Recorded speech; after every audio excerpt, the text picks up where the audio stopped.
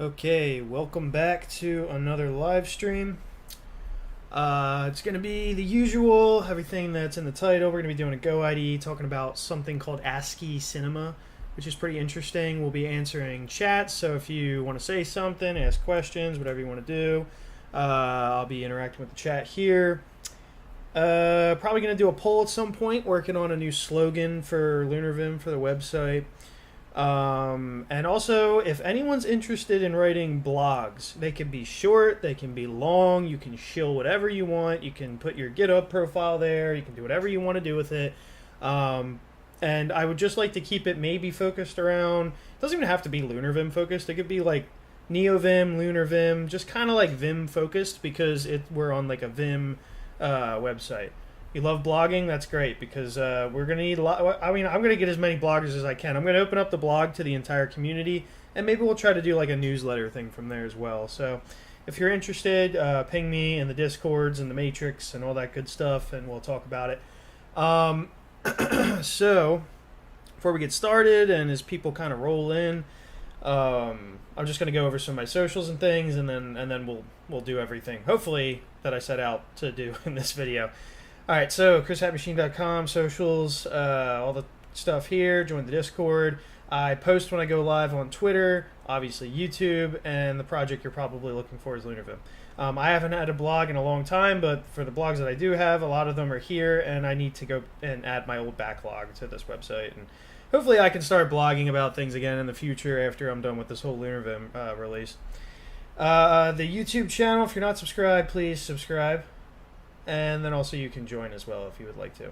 As a member, it helps support the channel and helps me make software for you guys pretty much, for free. Like I said, Twitter, whenever I go live, I'm going to post that I'm going live. So this one was 23 hours ago. I think if I refresh this. Okay, and the new one is right here 3 minutes ago. Yeah, so there you go. I post there when I go live. You support me on Patreon. Thank you to all my GitHub sponsors here. You guys are great. Really appreciate all my GitHub sponsors. We're doing Hacktoberfest all throughout the organization. Look at all the Hacktoberfest things I've completed here. We've probably helped a lot of people complete a lot of Hacktoberfest things at this point. I know a few people are participating in Hacktoberfest all through October, and they're getting their PRs done inside the LunarVim organization. LunarVim organization, github.com/LunarVim. And let's talk about the new website. I actually don't have any of the Asciicinema stuff to show you. So maybe if someone can send me a branch to work against or take a look at, I can show you that. But basically in the docs, we're going to be adding something called Asciicinema. I have trouble spelling cinema. I think I have more trouble spelling cinema after typing ASCII out for whatever reason. So I guess the idea is, and I haven't really you can like record like your terminal, and look at this, like you can kind of like be in here. I don't know, like you can kind of like I think you can copy from here. I don't know. Let's see. I just tried to copy. Yeah, so you can even copy from inside of it. It's very neat. We have this set up, so we're gonna do a lot of our docs are gonna be just through Asciicinema. So that way, you can even copy stuff as you're watching us show you how to do things in a purely, video format. I don't think they do sound. But there'll also be videos to go along with it as well. It's just that we're going to be putting these throughout the docs. This was Hatsu's idea, and I think it's a really cool idea, and somebody implemented it a few minutes after Hatsu suggested it. So, anyway, yeah, so that's what we're going to be trying to add. And I think we already added it, so yeah. There's an example file, just added to the markdown, static cast, just added to the markdown. Well, I don't know how to do that. So we're going to have to, we'll talk about that. We're going to be doing a Go IDE today too. So instead of watching me struggle how to add the Asciicinema thing, we're going to try and do the Go IDE. Here's what I think we're going to do. And you guys can, I'm going to put a poll out for this. Branches or separate folders. Okay, branches, folders. Okay, on master. Okay, so this is going to be for starter.lvim. Okay, that's how we do it. Read the PR, as always, explain there. That's a good point, yeah. I have trouble reading. This is what I'm going to need, though, right here. Okay, so, and then we'll check out the cast. We'll do that, but, you know, we're going to look at this poll first. So, right now I have branches out. So you can go to a different branch and grab a different IDE. So, for instance, the Python one that we did, I don't think we merged the Rust one from yesterday yet, but, you know, we got the Python one on a branch here. It's on the Python IDE branch, and then you can kind of like, you know, use this. Or we could put everything on master, and we could just have Python IDE directory, Rust IDE directory, C IDE directory, JavaScript IDE directory. You know what I mean? Like, we could just add a ton of directories here so that you don't have to go through all the branches, and that way we don't need to have a branch for every single different language. We could just do it all in one place. Let me know what you guys think. We got 5 votes so far. Most people are still for branches. I don't know. Why would you want everything on master? Just because we're just going to have all separate directories on master. That way when people show up, they just go in there, copy and paste the files that they need, get out, right? They don't need to know that there's some branch or whatever. I don't know. I'm just floating it out there. I just want to see what you guys think about it, okay? Let's check out this Asciicinema thing, which should be kind of cool. So what am I going to do? I'm going to put this in the markdown, I guess. I got to find the code for this.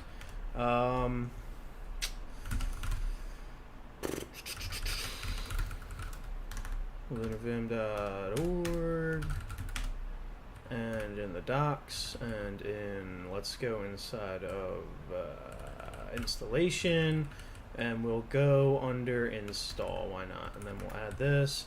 Of course, that's there. We'll save that. Probably broke something. Who knows? Here. Oh, here it goes. All right, so this is Asciicinema added to the docs. So you go over here and go to docs, and then, like, for instance, if you're, like, you know, ready to install it or whatever, we can put an Asciicinema here, and then, and maybe the font should be a little bit bigger, but you can see actual LunarVim here do stuff, right? This isn't an install script, but you can see us doing stuff. And you can copy and paste from here, so I could, like, grab that, right? And then I could go back to my config over here, or not config, but whatever. You know what I mean? I go back to my editor, and then I can kind of paste it in. I mean, it's not great, but you can do it, though. So it probably is better when there's just terminal commands. But I just thought that was kind of neat that you can even copy and paste from a video. It's just kind of cool, I guess. And I guess you could, like, can you grab, like, yeah, like, you could grab, like, a piece, right? So you could, like, grab, like, that. Maybe copy and pasting the entire text is not a good idea, but pieces maybe are, right? So you can just grab it right from the video, like that. You can even grab, I guess, inside of here right now, right? Like inside of that menu. I don't know how the hell this thing does this, but it's very cool. And then this way you can kind of like see the process of somebody doing something, you know, as you're trying to learn and see, you know, and read through the docs. So I think Asciicinema was a really cool addition to the website, and we're probably going to put this all over the place. So yeah. Next thing is probably going to be like, I feel like, you know what? I think we do have syntax highlighting. I thought we didn't. But I think the problem is we're probably just not annotating the blocks, potentially, as like Lua or whatever. Like this one probably is annotated as shell script. Maybe. I don't know. I'm not 100% sure. But that's another thing we got to look into. Yeah, because this one works, but like this one doesn't. So I don't know why that is. But yeah, Asciicinema, very cool addition. We're still for branches, 14 votes, but some people think folders is a good idea. I didn't think I was crazy. Got that. Won't be able to stay. Calc homework, physics homework. Sounds like a lot of fun. We're also going to be, just really quick while I'm here, we have a blog, okay?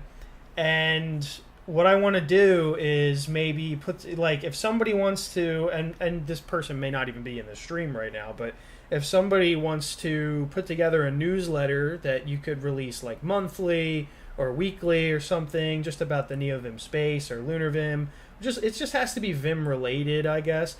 Just because, you know, you're on the LunarVim site here, but it doesn't have to be even always LunarVim related, right? It could just be NeoVim or something like that. I figured we could get some sort of newsletter thing going here, which could be kind of interesting. And then anyone who wants to like just post cool blogs about cool stuff you're doing with LunarVim, cool stuff with NeoVim, whatever it is, I figured we could just aggregate them here and it'd be kind of cool. And you guys can just shill whatever you want. Just like you put your GitHub or how to support you or whatever. It doesn't matter. Just as long as you're posting cool content, we'll get it merged up. And then like you could teach somebody how to do something in NeoVim, just like a blog post. So it's like a format that is like documentation. Like if you're not comfortable like making videos and stuff like that, you could always just post a blog and you'll probably get some views on it once this website actually goes live. So that's another thing that I think will be pretty cool. I think I went over that. Or put everything on mastering global variable and the config.list says a language. That'd be interesting. The icons work? Yeah, I didn't talk about that. So another cool thing that with the Asciicinema, which was like a neat little like kind of I don't know how to say it, but like let's see if we can look like down there. See like these little icons, like the Git icons there. And I don't know if he opens up the tree at all. The tree would show a lot of icons. I don't know if there's a best part to see icons, but you can see. LSP. Oh wait. Yeah, that the buffer when the buffer's open, like you can see that icon down here, right? And then if we go here, you can see all of the little nerd font icons are all here, right? So we got the icons in there as well. So it's not like, and we had to add a nerd font for that, which I think Von PB figured out. So very cool as well, being able to actually get the icons in there. So it really looks like LunarVim here, and you can actually copy and paste pieces of this as someone's teaching you how to do something, right? So I think that's really cool. Hey man, happy to catch the stream today. Been pretty swamped recently, so haven't had a lot of time for YouTube. LunarVim docs refresh, looking great though. Best. Oh yeah, definitely it's the best. This is our resident venture capitalist, so he's a very busy man. How's it going, Per Pedersen? We have to enable the extra languages in the config file. Oh, okay, gotcha. What OS do I use? Arch Linux. Definitely folders would be easier for non-Git people. That's what I was thinking. Which really you want to try and make it easy and accessible. That was where my thinking was coming from. So 22 people are still saying branches. I'm actually surprised people are voting so hard on branches. I feel like putting everything right in directories, right on master, is the easiest thing to do. But I could be crazy. Extra language users in the config file. Yeah. Yep. This thing. Hold up. Let's see if we can grab this and pin that. Starting to shift to folders. Yeah, me too. I'll do that. I can do it monthly. Yeah, sure. Awesome. If you want to pick up a newsletter, do it monthly. And if you're interested, I mean, why not, you know? Do you have a forum going yet? We don't. Well, we have a Reddit page. That's the closest I got to a forum. I'm not super active on it, but I'd like to change that if possible. But we have, this is the forum that we have today. So it's probably arguably one of the best ways to do forums is Reddit. Like NeoVim also has, I think they have a discourse as well. But, you know, there's almost like 500 people here, and so we do have this. So it's something that you can check out. I think I'll probably keep the forum on Reddit. I think if we're going to have a forum, I think having it on Reddit is the smartest move. Because that's where all the forum, that's like the biggest forum website that exists.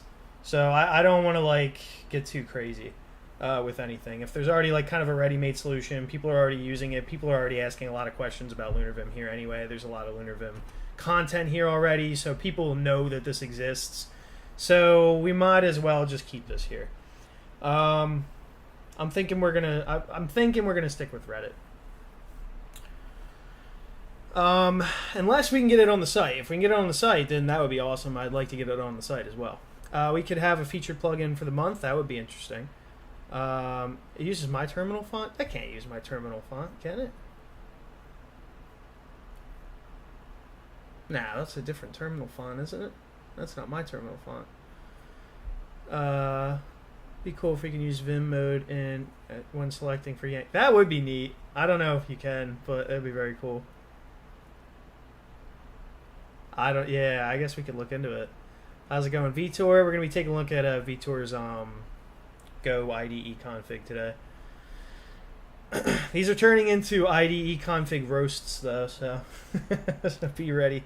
I remember you have a try at NixOS. How did the experience ended? Terribly. It ended terribly and quickly. We could add installation instructions in the README MD for non-Git users. We could do that.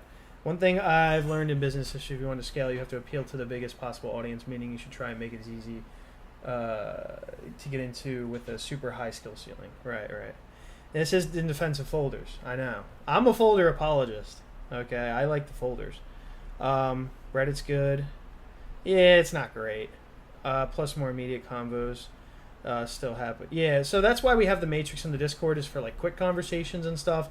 And then for like posts and things, we can do Reddit. Yes, the search is kind of ass, but a lot of people are there. Be nice if there was a good framework for that, yeah. Furicode. Okay. I mean, I don't think many people are going to want to change it. Take a cold shower. Okay.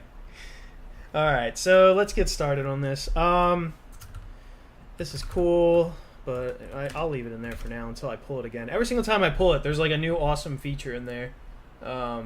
So yeah, I'm like every day there's something new cool happening here. I think we're about ready to like launch this thing, and then just fix up the docs. And also I fixed up some things with the debugger and the breadcrumbs. Also DAP is on by default now, and I think breadcrumbs are on by default. All of the plugins are on by default now, so you have to turn them off if you don't want them. But I just figured I would show everybody all the features like out of the box when they install everything.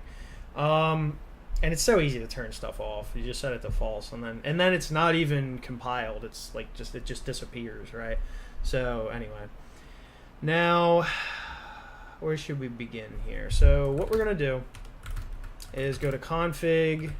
All right, so we gotta move LVim to lvim.rust. Also, Hatsu was telling me that there's a way to have multiple LunarVim configs, and you can even keep your LunarVim config inside your NeoVim config next to your init.lua. Like you could actually keep you could in NVim, like you have an init.lua, you could right next to that you could put a config.lua, and then you could share the same like Lua modules and stuff like that between your NeoVim config and your LunarVim config, which would be kind of cool too.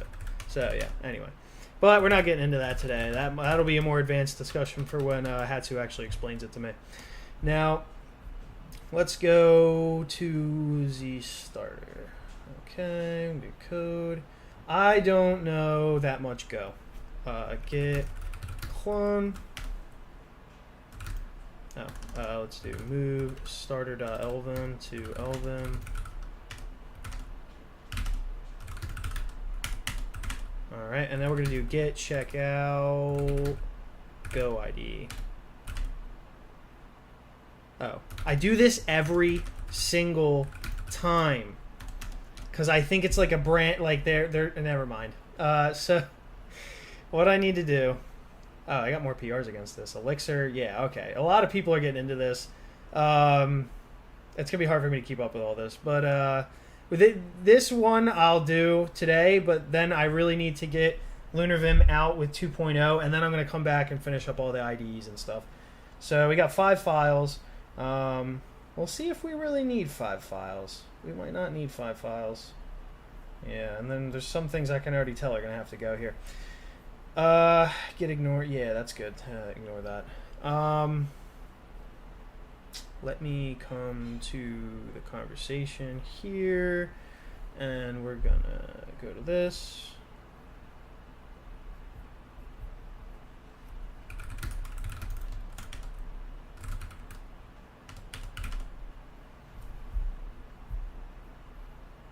Can I like take the, hold up.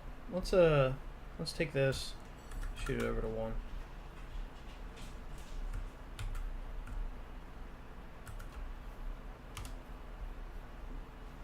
Whatever.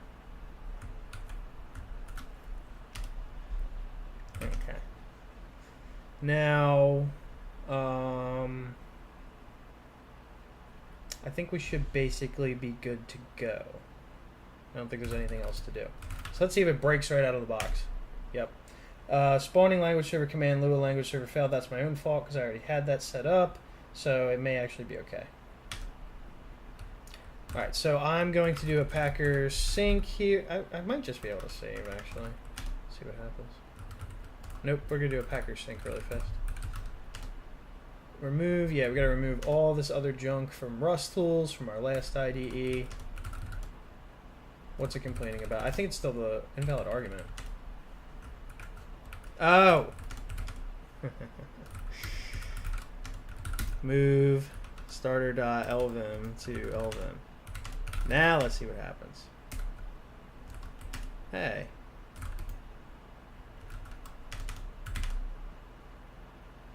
What is going on? This is like Inception.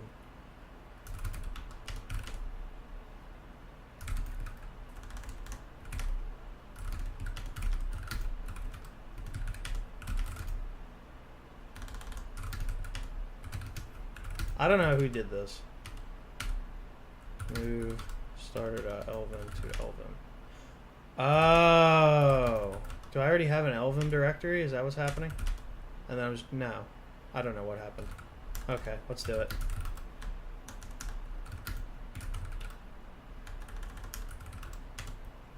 Okay.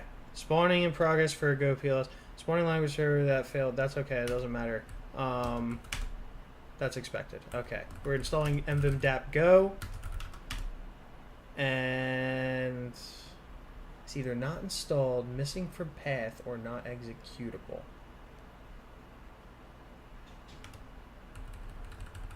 Okay. Well. I don't know why that is. Why that's happening. Let's see. Mason? No Mason?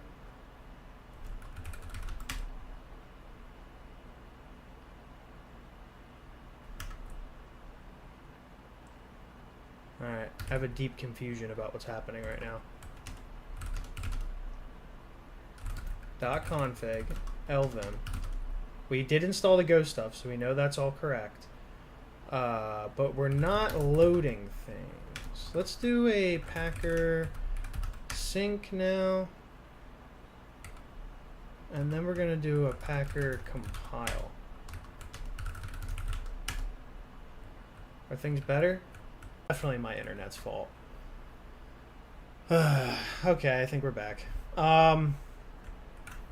Alright, so to start out with, some of this stuff, not necessarily necessary.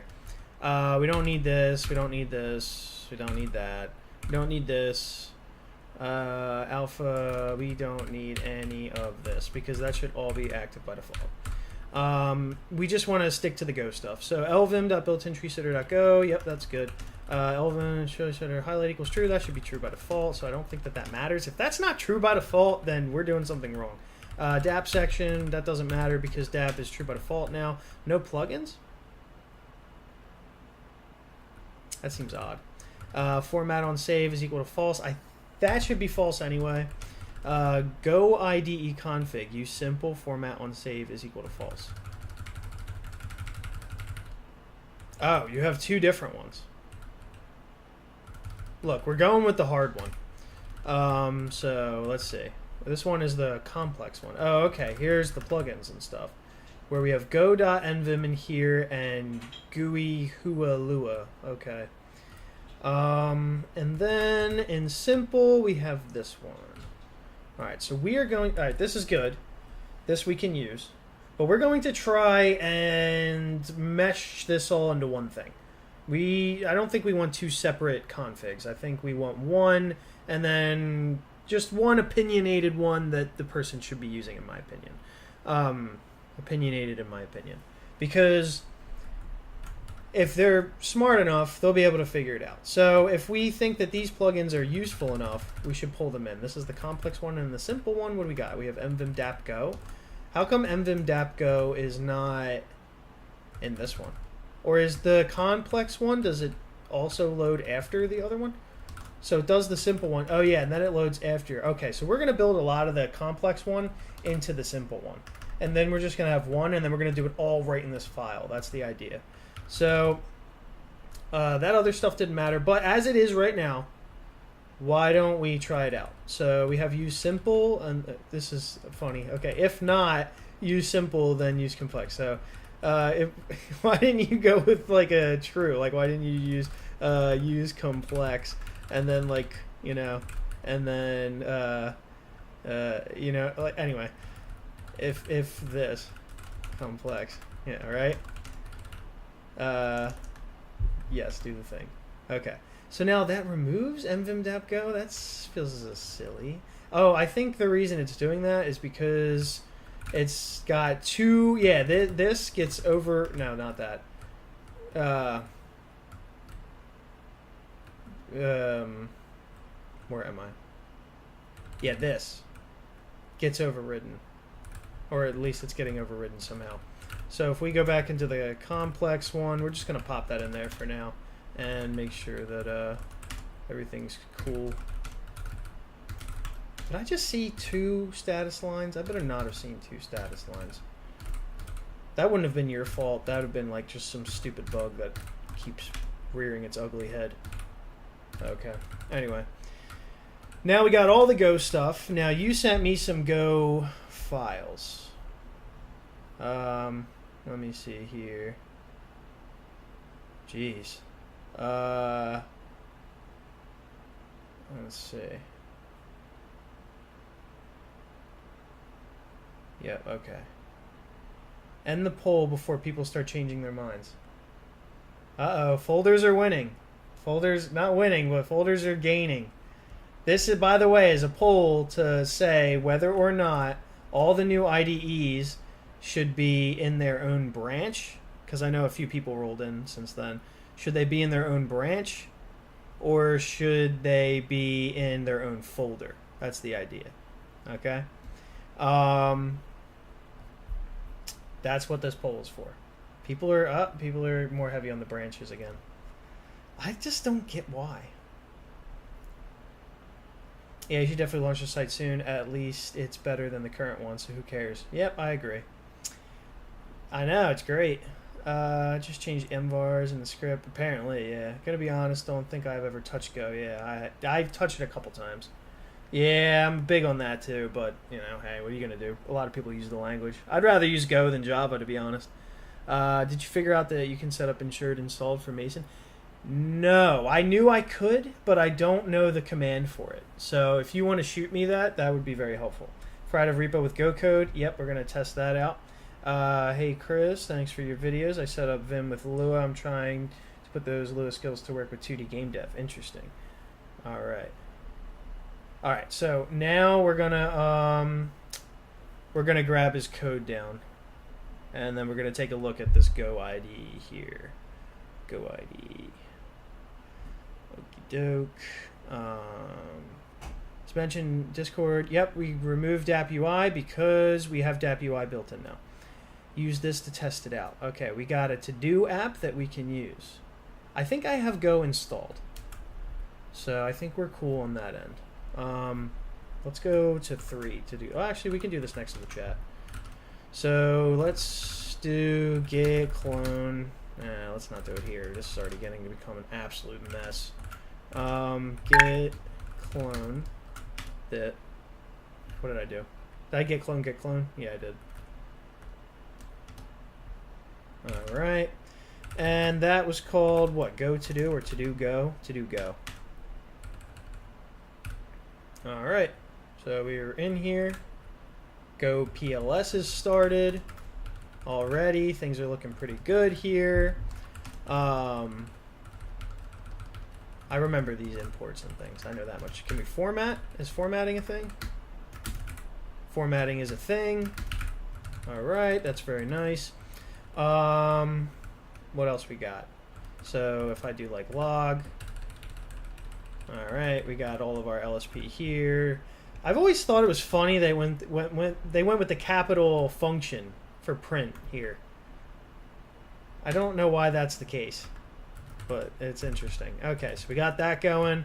What else is there in an IDE? Obviously, the colors look good, so that's good. I don't know what the other ones do, besides probably when we get into tests, we're going to find out. So here's a test. and create to-do item. All right. So a bunch of code here. We're going to do, let's think about this. What are we going to do? Space capital L if you followed the conventions, which I think you probably did.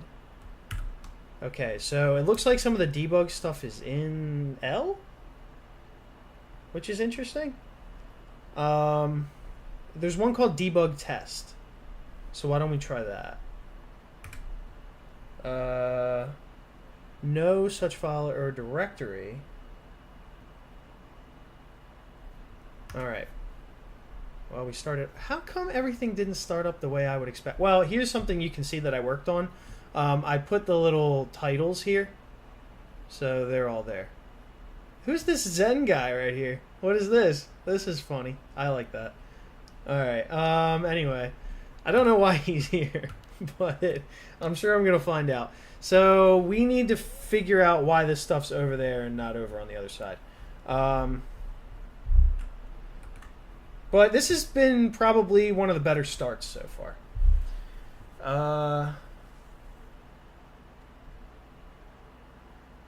Problem with MVim tree though, when the file path created too long, it requires me to press enter with command height. I don't know. I wish it didn't. You could make command height equal to 2, maybe. By the way, how did you set up Magic Trackpad on Linux? I fucking love Trackpad for dev work, but never even considered it would work on Linux or Apple. Right now, I have it plugged in, but I also have it working with Bluetooth as well. So if you go open like something like this, well, that's my girlfriend's name, but so it's her trackpad. Well, it's my trackpad. I gave it to her, and then I took it back. So anyway. So this, I had it working with Bluetooth, and then now I have it plugged in because sometimes Bluetooth don't work so good. It probably a tree sitter issue. I noticed it's been breaking Packer badly when some API. Yeah, tree sitter did break for me recently with the new NeoVim update. BTR. Okay. This guy's probably a scammer, by the way. Oh, shit. Thank you, Upside Down. Upside Down gives out, like, a membership every single stream. What a Chad. What a great guy. That's a good point. This isn't necessarily a democracy, so if I decide everything's going to go on there, it is. I'm pretty, like, I mean... as long as I know I'm not crazy, so out of 50 people, close to half are saying yes. The other ones prefer the branch thing. But it's possible, like, most people are usually wrong about things.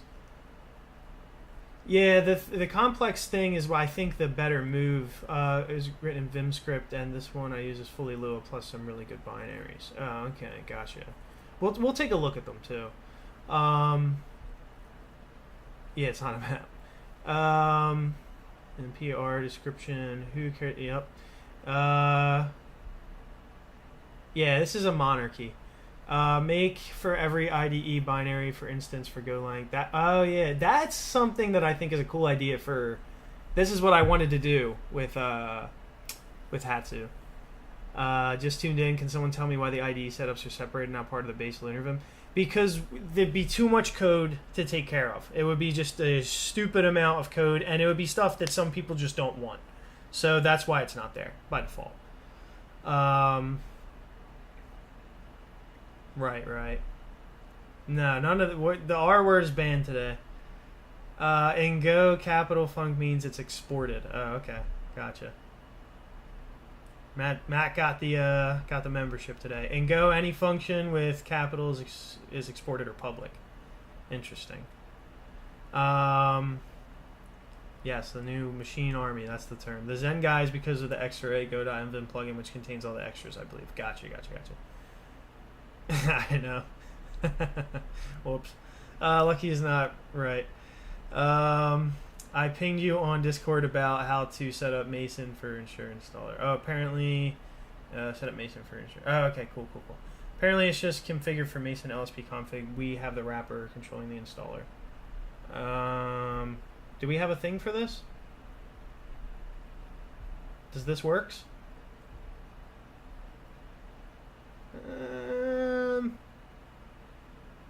I don't know if I trust this, because it's like re-requiring Mason LSP config, and then it has this as ensure installed.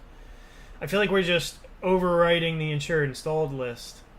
I don't know. I'm not sure that's... I'm just not 100% sure that's the best move. It might be, but... Anyway. So now what we're noticing is that for some reason our stuff is over here to the left. It should be over to the right. Obviously this stuff is a little screwy, but that's okay. So we're going to try and solve that. So I'm going to do space D, capital U, get rid of all that stuff. What am I doing? And then we're gonna... Let's just keep this open over here with his docs and stuff. This is the plugin. So we can get rid of that, get rid of those, get rid of that.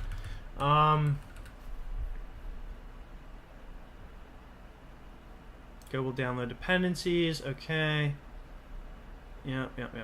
I know that stuff. You have a powerful configure way to use IDE in this configure and two things. We're just going to try and go with one opinionated way. So whatever your best opinion is, that's what I think we want to do.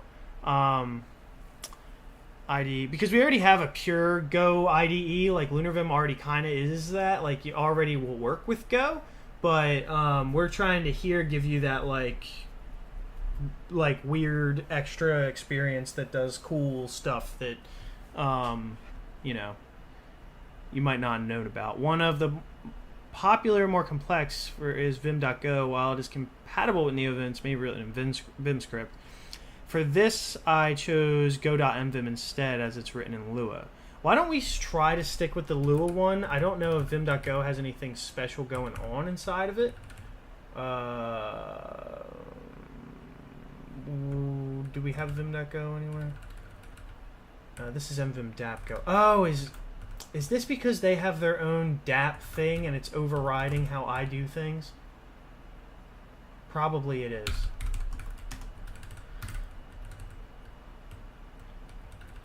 Now, okay, we got two formatters here. So why don't we take these formatters? Well, we'll work. Well, let's try to put this all together here. Okay, so you put the debug stuff in there. So we already have some debug stuff in D. But it looks like maybe there's one dap.go thing here that's for debugging tests. Debugging a particular test. We can just probably add that to the D list and add the debug test to that list, and then we can get rid of all this code here. So we only need like the one that matters, which would be this one, and then the rest of them don't really matter that much. I think the other thing is okay, dap.go setup. I think the dap.go stuff is trying to like is like overriding all of my changes. So we're gonna have to take a look at that. Because we'd like to keep a consistent experience if possible. And then capabilities. What is this starting up? mvim LSP capabilities. Okay, and update capabilities, but capabilities that are coming from the LSP common capabilities. Oh, it's CMP. So why do we need that for, right? This thing, go import, and then we have LSP key maps false. Like, where are these being used? Hold up.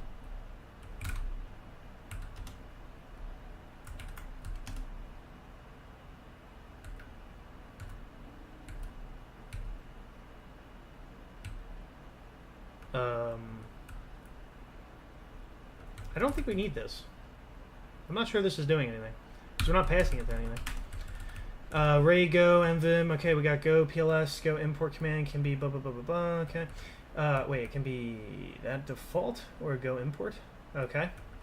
And then we have go format, go fumped. If it can be go, okay, go fumped is the format we're gonna use. All right. Max line length 140. Okay, that's fine.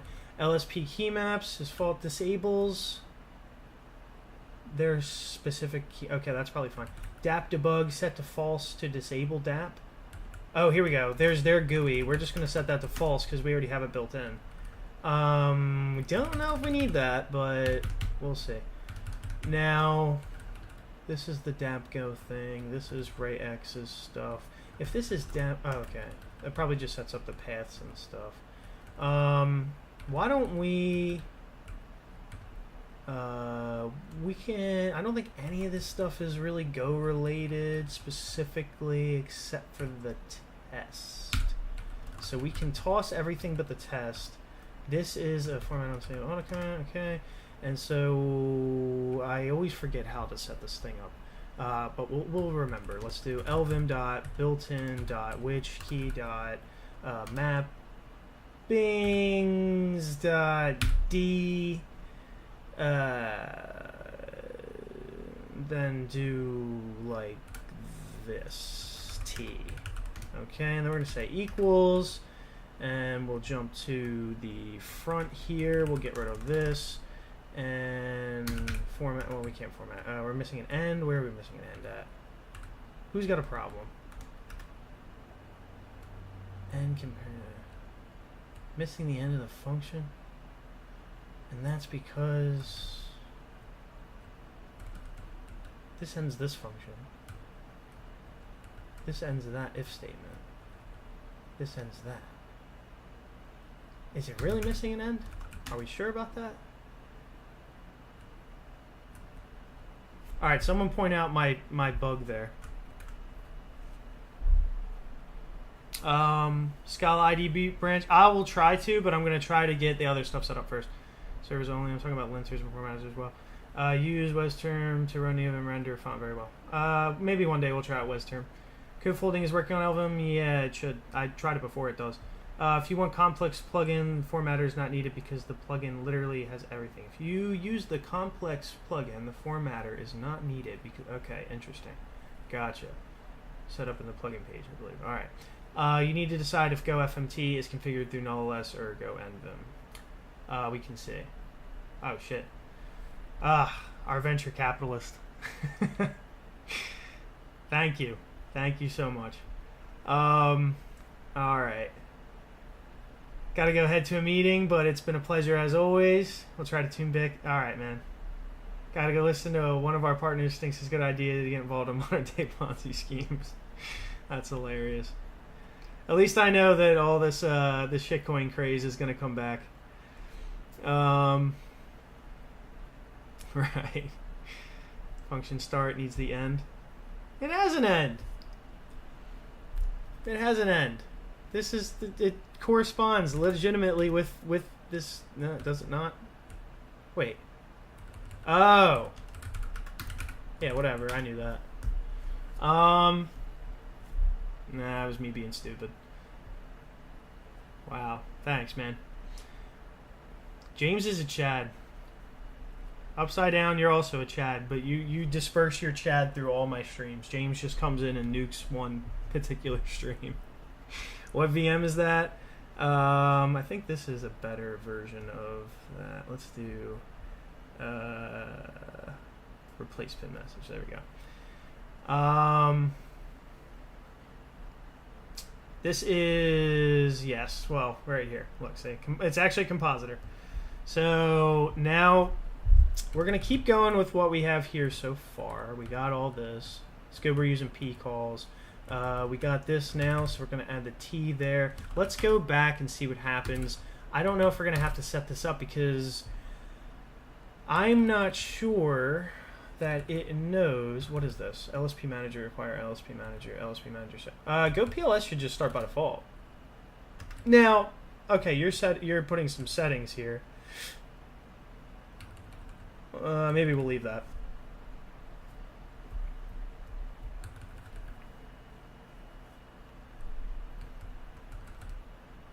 And now this is those same key maps from before, right? And this is the Go Simple. Alright, so now let's try with some of these things. Okay.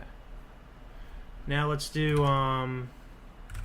the to-do Go again, and let's see what happens this time around. We're complaining. What are we complaining about? Go D and nil value. Why is it a nil value? It's probably happens because I don't think we set it up until later, so that's probably the problem. So I'll probably do something like DT like that, maybe. Yeah, I fixed it. Okay. Let's open up the test. And now let's try this. So we're going to do space D. And now we got the T right there for debug test. Running DLV, no such file or directory. Okay. Interesting. No such file or directory. Well, let's get some of this stuff cleaned up, and then we'll take a look. So M setup, format on save. We have a thing already for format on save, which should just work. So I can pull this back in if our format on save doesn't work. And then we got our plugins here. Let's take these plugins and then let's go back to the config.lua, and then we're going to pop the plugins right there. And then we have to go and use this or that. Okay, we'll come back down here. We got the list extend. Sure, we can use that. Format on save is equal to true. Yeah, we can always just do it like that. I think it's because you're doing a special, particular kind of formatting there. Add formatters, but we should be able to just pick the formatter. But we'll see. So let's go back to config here, and I can always go back to your stuff over here and fix it all up if I need to. I just want to get something like really simple happening here. Let's see. So yeah, we'll take this and we'll take that. All right, and back to the config over here. All right. And then we got the go config, use complex for that. I think we're cool with this. I think we can do that. And then we can toss this, and go like this. And then this is go IDE, simple and complex. Which one do we mangle? We got rid of the simple one, so we can toss that one for now. And then we can come up to complex, and what's left in here is just this and then this. So we can just grab all of this, come back to the config file, and do something like this, and then get rid of that, and then there we go. Now this has got two things, so we're gonna say, what is this? Go envelope, status okay, go status go okay, yeah, sure, whatever. Just that for now, just so they're different. And go IDE start, that was from the other things, that was the one of the function names. So all right, so we got our plugins, we got our formatters, we got ensure installed right there. We got these things, LSP server. This is for a specific kind of LSP server. I can't scroll the way I want to. I don't have it set up. We got DAP here, DAP go. Yeah, we're going to set that up. We're going to do these things. Now, the problem, I think,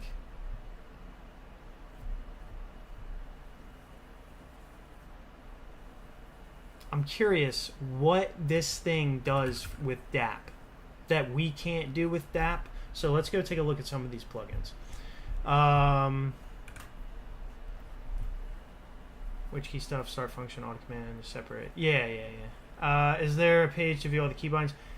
Somebody has a thing. Is that Lua? Yes, this is Lua. Lua users when the moon becomes a null value. Mason install Delve. Okay, that's what it is. Is it called Delve? I thought we were using a different one. Let's do 3. Let's take a look. Okay, yeah, Delve is one that we need, so we'll take a look at that. I guess it's for Go. I installed the Go debug adapter like a dumbass, thinking that that was the one everybody used, but whatever. There we go. Sway or DWM? Hyperland, yep. Geez, check the setup ops for go.mvim. It's nearly as big as LunarVim itself. Interesting. Arch and Hyperland, yes. Where's your config go files and get them? They're in mock files somewhere, I think. Do go install binaries. Interesting. Go. Well, we could do go install binaries, but we just installed it through Mason, and we try to keep things installed through Mason when possible, because Mason is how we really want to get everything. So let's go take a look at this, and let's take a look at this, and then we'll get an idea of what we want to do here. So this has lots of stuff. Ray X, I know this guy from a few different plugins. I know him from LSP Signature, which I use in my config. Navigator, I always looked at Navigator and I was like, what is this thing doing? I was very confused by it. But I think I just didn't put the time in to figure out the merits of using it potentially. It certainly looks interesting, but I just have no clue what's going on. Let's see. Starry.mvim, some color schemes, Aurora, another color scheme. So yeah, this claim to fame is LSP Signature, Navigator, and also Go.mvim. These are some really solid plugins by this guy.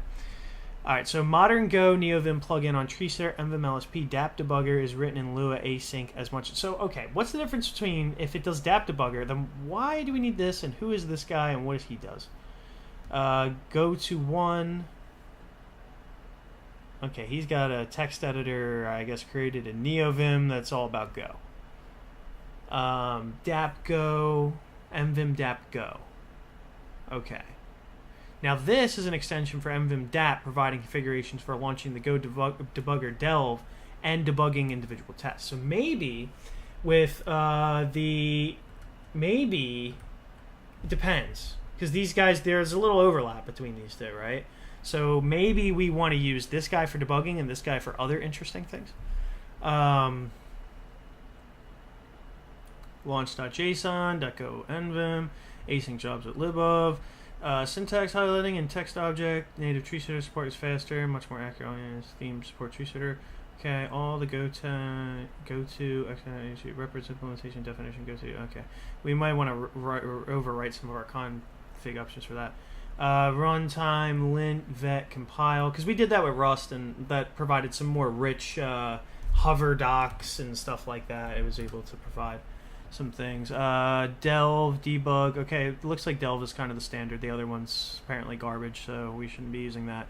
We already have DApp UI, so maybe we just want to use the other one for DApp and stuff. Unitest, he handles this too. So there's a lot of overlap between MVim DApp Go and Go.mvim. I'm a little salty that he overrides my DApp UI, but whatever. Okay, we got unit test, add remove tag for stroke time, modify code format. Okay, go FMT with go lines, code lens. Okay, yeah, that would be nice if that works. Comments, add auto document for this kind of thing. Yeah.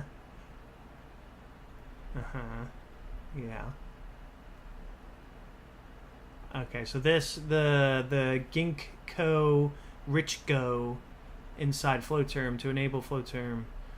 GUI Hua.lua has to be installed. What the hell is GUI Hua.lua?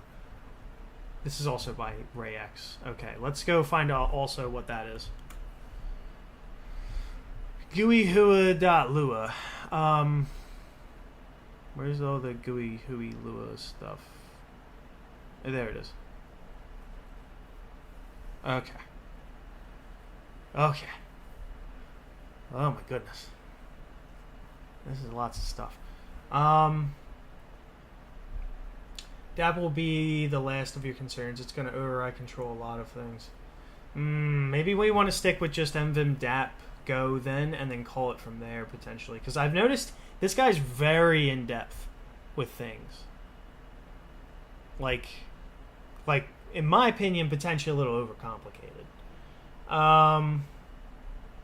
How's it going, Kevin? First time see Lua used outside of Roblox. Yeah, I know. Yeah, it's not totally up to date. There's some things.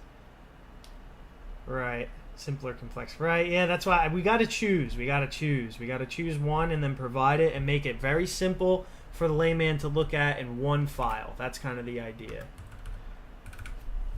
Why did you leave DWM? You wanted to use Wayland. Have you tried DWL? Yes, I wanted to use Wayland. I also wanted to have very nice and smooth transitions between workspaces on my laptop, and that's why I have this. Look at this. I can go between this workspace and then this one. It's just like endless windows. I can just kind of look at that. If you're not jealous of that, man, I don't know. Go.mvim going to be tricky. It has too many defaults, but then again, it's a popular one. Yeah. I mean, people can use whatever they want, but no support in that case. Right. I mean, that's the thing is, like, when we set this up, potentially turn off DApp from Ray and leave the normal DApp go as it should contain your stuff. Yeah, that's what I think we're going to try to do, and then we'll see if we can try to get this stuff. Now, this stuff is not going in LunarVim, obviously, Hatsu. This is just like an IDE section where someone can just pull this in and get a sweet Go IDE without having to think a whole lot, you know? So we're going to try setting this to false. Then we have we're going to try to do it through the MVim DAP Go situation. And we'll do that, yeah. I think that's what we want to do. This is DAPGo down setup. DAPGo is from DAPGo, and DAPGo is provided by. What is this used by? Oh, that's used by that. What is this used by? That's used by this. Okay. So potentially DAPGo happens from this guy, I'm assuming. Yeah, okay, that's him. Now, what are the settings that I can pass to this? This is the debug test. Okay. Okay, well, if it's similar to MVim DAP Python, that worked very well, so it should be good. Uh-huh. Right. How do I pass it a path to delve?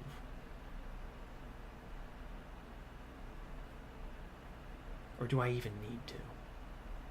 Alright, so we're going to turn off the debugging from that. And let's go back and try it out again with the other debugging only set up. I think we have both the debuggers set up. Let's go back in here. I think it's already started up. We can do space DT. Oh, that just put a debug point. Space D. Did I get rid of my? Oh wait, that was overriding. Oh yeah, debug test. What just happened? I think I pressed. Oh, yeah. Maybe we'll go with a capital D here.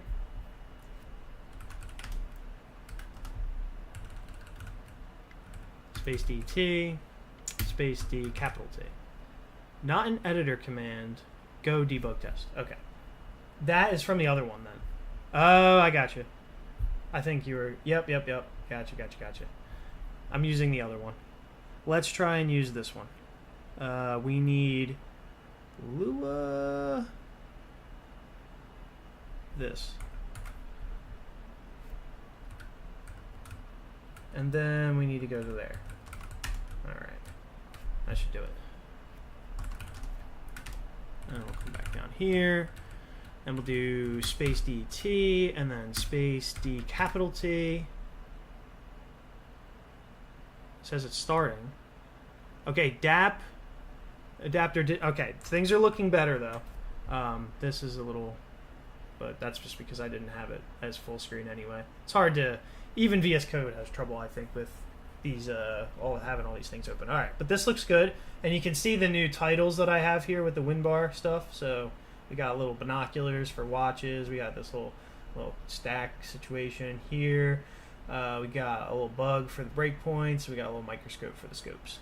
Then we got this.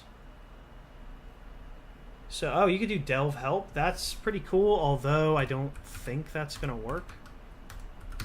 Because I don't think it's attached. Is it attached? What was it complaining about then? Oh, wait, I think it's working.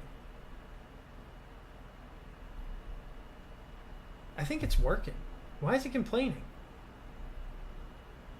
If I do something like memory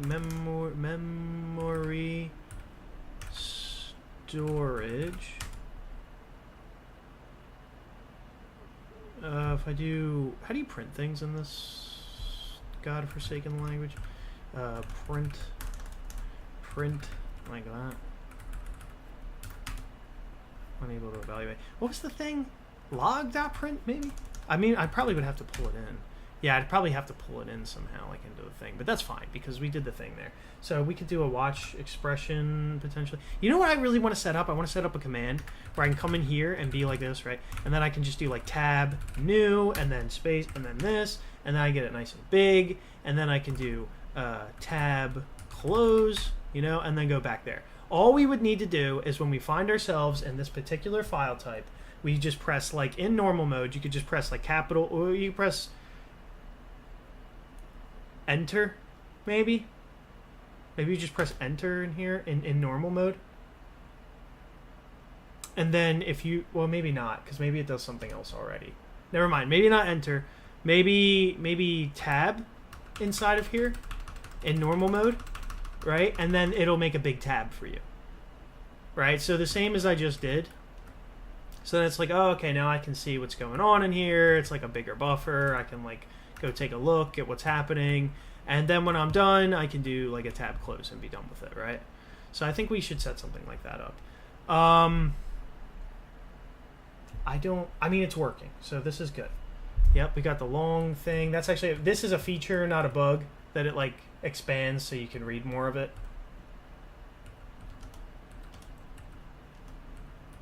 Yeah. So this is testing T. This is some local situation. That's what actually gets passed in with the function there. And then we got memory storage, which was the only thing that actually happened before we put a debug point. So we can go and take a look at this guy. And it's doing something that I don't really fully understand, but sure. I guess it's spinning up a new handler. So, okay, this works. Now, we just have to figure out why I complained when we started it. And we'll press play here, and what are we talking about?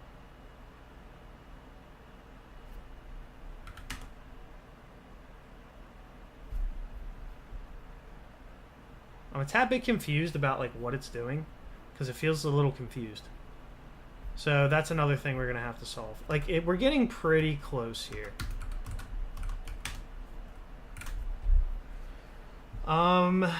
Right. Is there a way in NVim to get Copilot to auto start itself? Yes. And I will do a Copilot stream maybe next week. Attach and working console are usually not mutually exclusive. It's a bug until it can wrap. Yeah. That's a good point. It would be nice if it could wrap a little bit. Or maybe just pull it up in a floating or something. I don't know. Anyway. But you can always make it bigger. I think we should do something like that. Now the question is, what are we seeing when things start up, and why are they doing that? So if we do we'll just put a few toggles here. And we'll do D capital T to test. Okay. It didn't have any weirdness this time. That's fine. So it's picking up Delve. And I'll do play. All right. We jump to the next one. Jump to the next one. I do this. That's cool. It passed. We're done. And then I can start this over again, I guess. So I could do like one. No, that wouldn't work. Oh, I guess the play button, that's just what the play button does when nothing's happening. So I would do something like debug test with like 5. And then it would, yeah, it starts over again. And then I can come through, I can play, it passes. All right, cool. Now, what happens if I make it fail? So what happens if I come down here and I change something, like get rid of that, maybe. What? Command go imports and go fumped is not, okay, that's fine. We'll sort that out in a little bit. That has nothing to do with this. So we're going to click the play button again, and then we're going to put 5 in. Okay, we're going to restart it, and we're going to press play, and it fails. All right. That's pretty good. I kind of wish it would put shit in this, but, you know, beggars, I guess, can't be choosers. So that's good. That's good. Now we got to go solve the other, the formatting stuff. But the debugger already works. So the debugging is cool, and it's good, and that's nice. That's something we expect to work out of the box. So space, D, capital U. We'll get rid of the UI. Save it. Get out of here. Yeah, I think we're good there. Yeah, we're just going to ignore the dogs. Copilot is is auto-attaching for me just by using the 2. Yep, it auto-attaches for me too. I haven't used it in a little bit because they changed some stuff, and then I was like, screw it. But yeah, I think it's 90% of the way there. Yeah, we're almost there. We're almost there. I really should lock them up every single time I do a stream. All right, so we're pretty close. Now, we're going to look at the benefits of go.mvim from RayX and maybe GUI Hua Lua Lua. But definitely mvim dap go is a solid addition because it's very, very it's very plug-inable, right? And without a lot of config. Like I get you could have like this almost feels like, in my opinion, at least when it comes to like the debugging and stuff like that, it's too much. You know, like it's just way too much. It's just an insane amount of extra, and it like overrides the DApp UI stuff I already have there. I like this because it plugs into what I have. This comes in and just like, you know, just knocks me on the ground, beats me up, takes my lunch money, and says we're doing things this way. It's my way or the highway kind of thing. So I like this one. Then we're gonna have to figure out what GUI Hualua does, and we'll see if this has other merits when it comes to doing other things. I don't know. Now Code Lens is here. I think we have to do something with that, but we'll talk about that in a little bit. DApp. Yep, this worked. So we got the DApp section. That was just this. So, and this kind of goes with the DApp section. So this is like a whole section of DAppness. And we'll take the DAppness section and we'll put it there. Okay. This is right. This is this. So this is going to be a whole thing.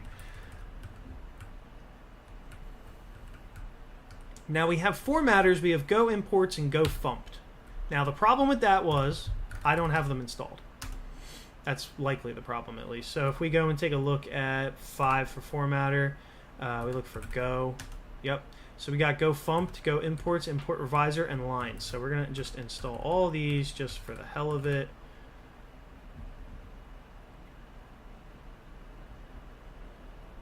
All right, and those bugs should be gone. So that's all that was. Right. Well, we'll see what it does. Generating tests, filling in structs. Interesting. Good night, Onik.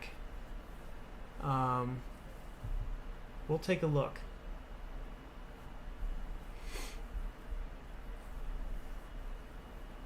So yeah, this was a solid addition. Can I give this a star? See, this is the thing. These should have way more stars, like all the DApp stuff, but I feel like just so few get here. So few make it to this point because they're so focused on setting up CMP and like MVim tree and stuff like that, and then everything's broken all the time. This guy's so extra with all of his all of his stuff. All right, let's see what we got here.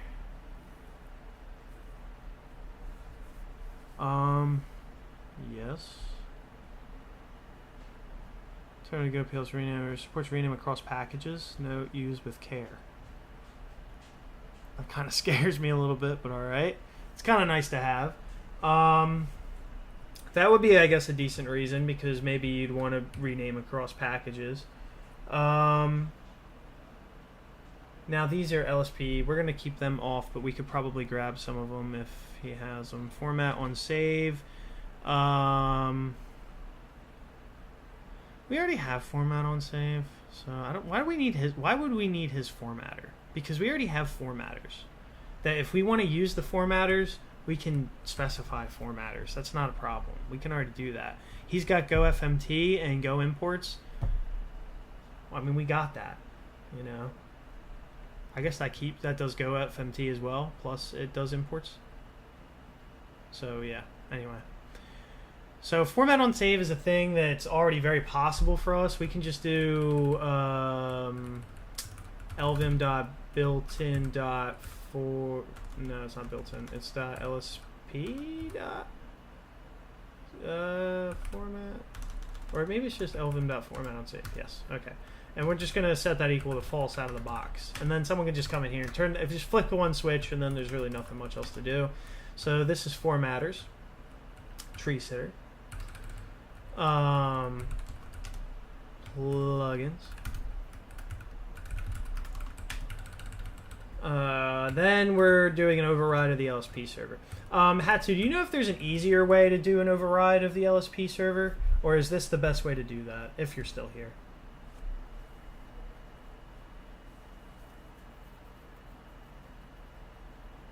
.30 a.m. here. Want to say thank you for LunarVim and the effort you put in. Yep.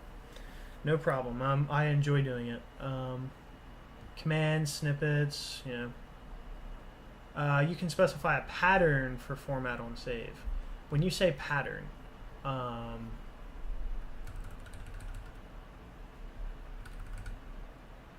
do you mean I can say something like pattern?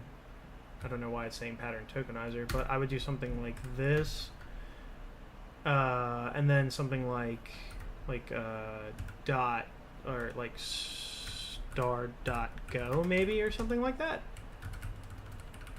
Is that what you mean? How's it going, Mr. Quack? If I do, here it thinks I want to add an emoji. Oh. Create a new to-do.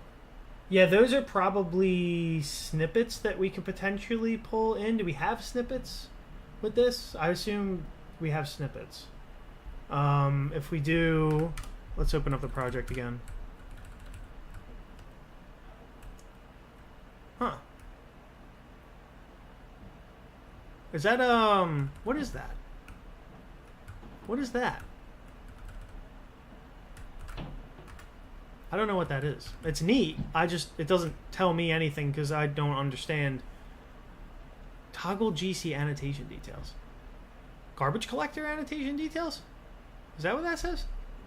I know it's code lens, but, I'm saying, like, what does it tell me?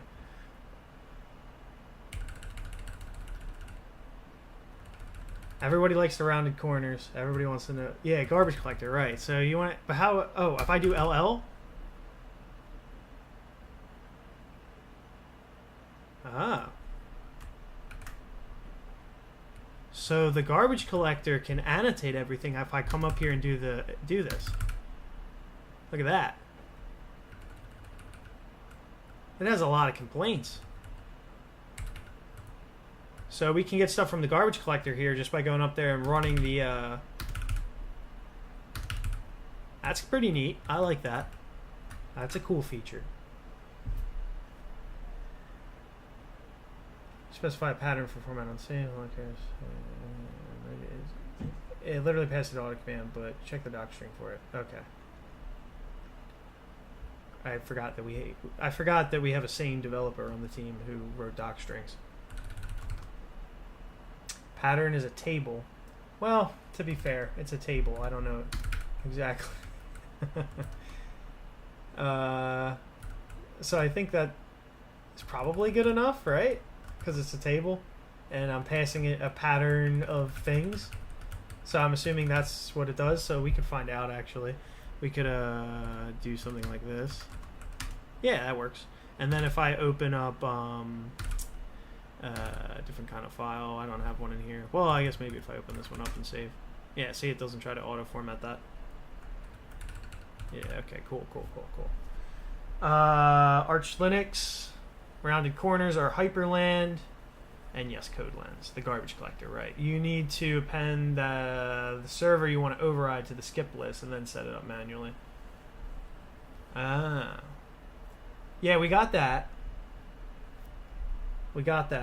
Is there any way to send settings without having to reset up everything manually? Or is that just not really a thing yet? I know we have NLSP, and we can do LSP settings probably with Go, but I don't know. LSP settings doesn't have like everything, so yeah, we could use more likes. I always forget to ask people for likes. If you guys could please like this, it would do the channel. It would do the channel good. So, likes would be appreciated. Any pattern that works with an auto command. There's an example in the doc string, but it didn't show up. Weird. Using Golang. There's a get common ops. Okay. Yep, we're doing Golang today. Thank you guys for the likes. I can like see them on the other monitor come in whenever I ask for them. All right, so we're pretty good here, I think, but I'm sure we can get more out of this. So let's keep looking for Easter eggs maybe that we could pull out of this. I'm curious, like if I do get rid of this, I'm probably going to get to keep most things. Now, here's some things like go fill struct, fill switch, golf error, add if error, okay. Go fix plurals, all right. The following Go binaries are used in go.mvim, depends on your setup. Well, we kind of do this stuff through Mason, so I think we're all right. He handles a lot, but when you handle this much, you start to step on the other person's toes a little bit, right? So when you handle doing like the DApp stuff and all that stuff, and you're not just providing sane DApp abilities, you're like overriding the whole UI and things, and then that kind of thing, that just feels like a bit much. Go install binary, go binary, okay. Build and test. It's kind of nice to have all this, though. But some of this is testing, though. So, like, go make, potentially. Go build. Generate, yeah.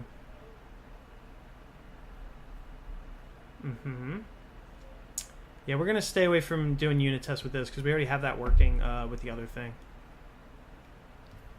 What is go cheat? Show cheat.sh. Oh, if you have cheat.sh. It's stuff like this that just feels like it's maybe a little too much, right? You know what I mean? DevOps guy? Me? I do some DevOps, but I'm not like a DevOps guy. I'm more like a back-end cloud developer. But then again, I don't know. I definitely do a lot of DevOps, though. So I wouldn't mind doing DevOps full-time. Then again, why aren't these settings upstream to LSP config? That's a good question. Is LunarVim 100% open source, including dependencies? As far as I know, yes. Yes? I'll tentatively say yes. I know a little Golang. I also know a little Golang. I also don't get why they didn't upstream the tree sitter queries up. Yeah, they have tree sitter queries in here as well? Yeah, it just feels like not like trying to do everything in one place instead of like putting the things that are supposed to go in the places they're supposed to go in the places that they're supposed to go. Like if you have an improvement in tree sitter, you should improve tree sitter. If you have an improvement in like you should spread it across like LSP config or something like that. It'd be nice to just add these things to LSP config.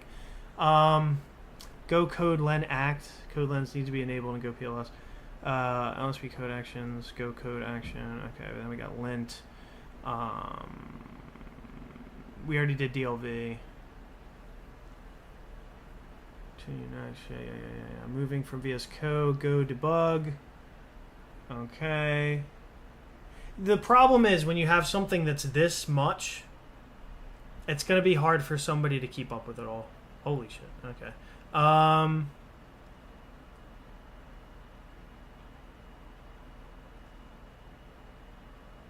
DApp debug UI, DApp debug VT, DApp virtual text objects. Yeah, I mean, but tree sitter text objects is a plugin, which is confusing to me because those tree sitter queries for the text objects, why wouldn't you put them in tree sitter text objects? I wonder if we go and take a look in here, we could probably take these and put them in tree sitter text objects if they're not already there. I think this is pretty solid if you just started right away, like if you didn't have anything and you were only doing Go. Yeah, this is all tree sitter text objects. I did not provide text object support in the plugin, please. Okay. Oh, okay, so they are there. We could do this, but again, most people have no clue what the hell I'm talking about when I talk about that kind of stuff. Adding new text objects and stuff. I'm going to do a video on that. The only problem that I have with text objects right now is, and the only reason I'm like tentative for doing a video is the arguments. So like if you do like, for instance, like DAA in the text objects thing, it doesn't also get the space. And I wish it would get the space, but text objects doesn't handle the white space. So yeah. I like to use this especially when trying to create tests, and this generates a skeleton test for a function much like an IDE. That is true. Go add test. I don't understand anything. It takes some time. Write programs that do one thing and do one thing well. It would be nice if we just had these as snippets. Do you have that Rust tool that can count lines? Wonder how big it is. I don't have that Rust tool. We could do word count on it. Well, maybe. I don't know. But if you had if you could give me the Rust command and then the command to run, or the Rust binary and then the command to run it, I could do it. But yeah, it looks like it does a lot, which I know is what you want an IDE kind of to do, I guess. But I don't know, because we are trying to give people like a one file IDE. Feels like if they want to go do this, then they should, like, you know, kind of like go grab this, you know. Code lenses on by default. That's good. Yeah.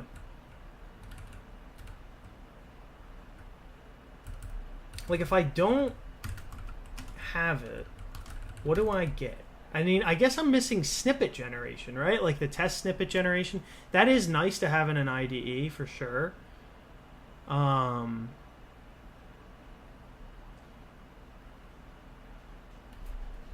What does go remove tag do? Oh, it removes all the tags on the side there.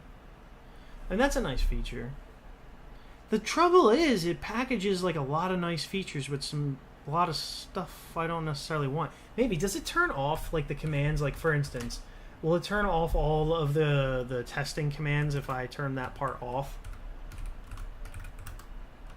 Add all test. Like if I do add all test, what is that? Oh, okay. What happened? Go test is not executable. Oh, I guess you got to do go install binaries. Holy shit. Okay. Jeez. I just installed a bunch of stuff, didn't I? Alright. More stuff? That's intense.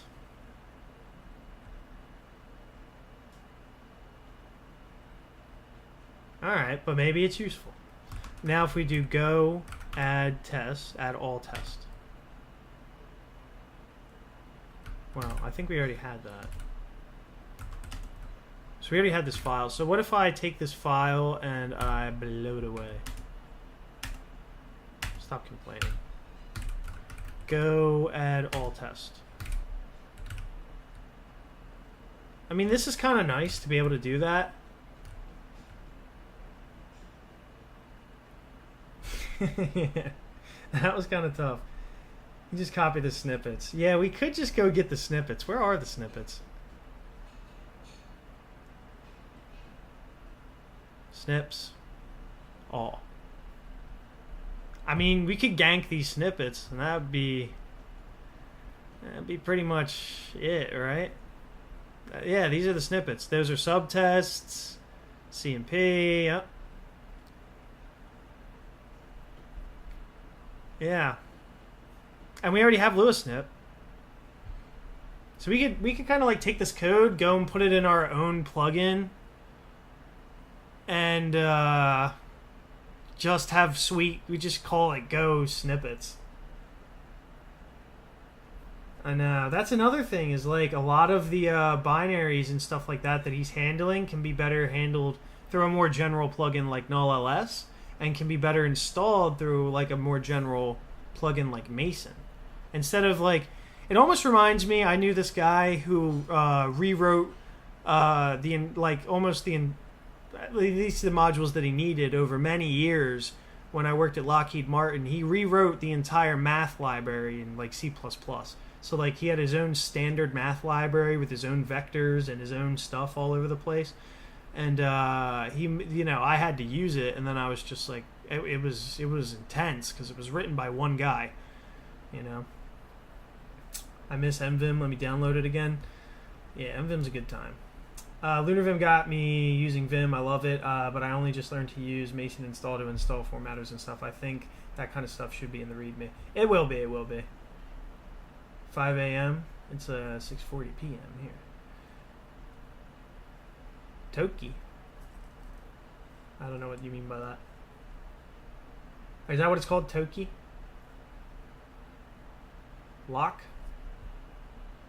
All right, we'll try that again. You could just copy the snippets. That and things like go CMT and add new comments to functions. Yeah.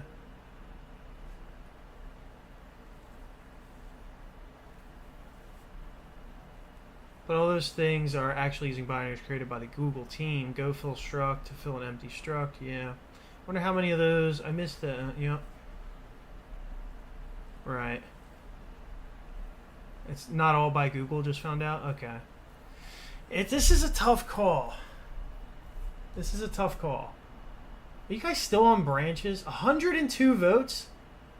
I'm so surprised 102 people were here. So that means probably more people were here because not everybody voted. And everybody voted for branches? Really? You guys are nuts. 103 votes. That's so wild that over 100 people have showed up to this channel and have an opinion on this. I find that insane. I don't know. That I'm talking to like 100 people. I'm not talking to 100 people right now. I think there's like 36 or maybe 40 people here right now. But it's just wild that 100 people had an opinion on that. I don't know why I find that crazy. Other people talk to like 1,000 people, but whatever. Installing binaries, yeah. Oops, GitHub, go fill struct.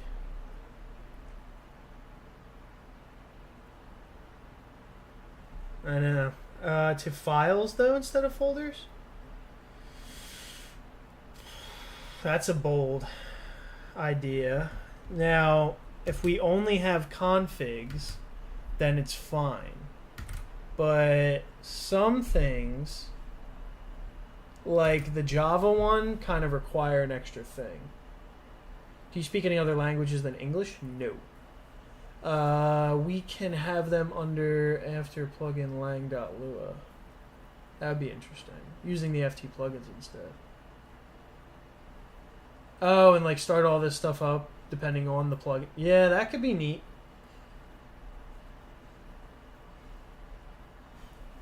That could be kind of cool because then the Java one would be all right. That'd be wild, actually. Then you would just pull in the thing and you would just have a shit ton of IDEs, wouldn't you? But the problem would be, like, how do you square that circle with your own config? Anyway, I don't want to think too hard about that. Yeah, well, these are all just kind of like IDE setups for people who, like, you know, I mean, we try to keep it to one file, so the heaviness of it shouldn't be too crazy, right? I'm worried that the Go NVim thing is a bit heavy, although it does provide some cool features like generating that test file, doing some of the other stuff. What is this? This is the fill struct, Go fill struct.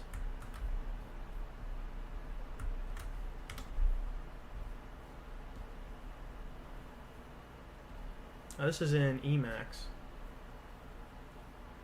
Yeah, but all it does is fill structs, right? Like that's kind of the idea.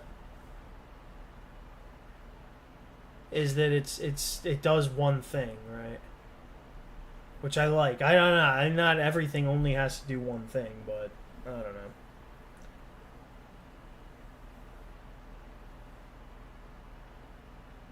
How's it going, Hurricane? Yeah, right. Yeah. And that's the problem. So I'd rather just keep these as like simple configs. Somebody can get started if they want to have like a Go, like an extra Go IDE, right? Like if you look at all the stuff Rust Tools provides for Rust people and like setting up the debugger and all that stuff, it's, you know, with plugins like NVim DAP Go where like you just install it basically and that's it. Oh, also, I'm confused by this. 1 second. I don't think we need this part here. We could B.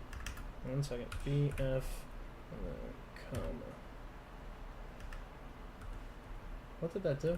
I don't even know. I think I pressed some buttons I didn't expect to press. And now the GUI Hua Lua, what does this do? This guy is like intense. This does tests? What does this do? Wait for NVim plugins. T-Grid Buffer Terminal. What is this? What is this made out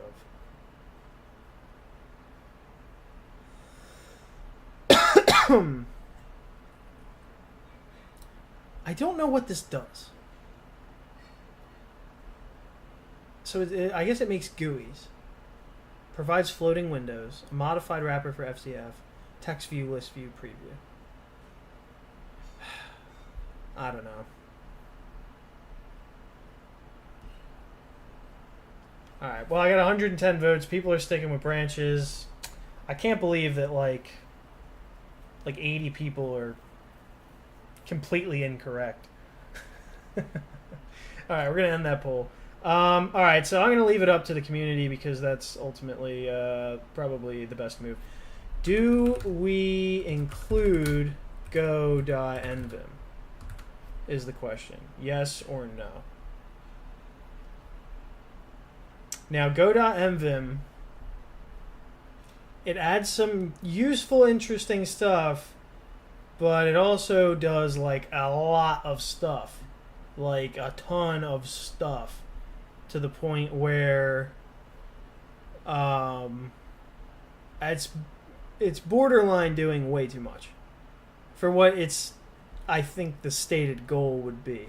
Like, they could offload a lot of these responsibilities to other plugins, you know.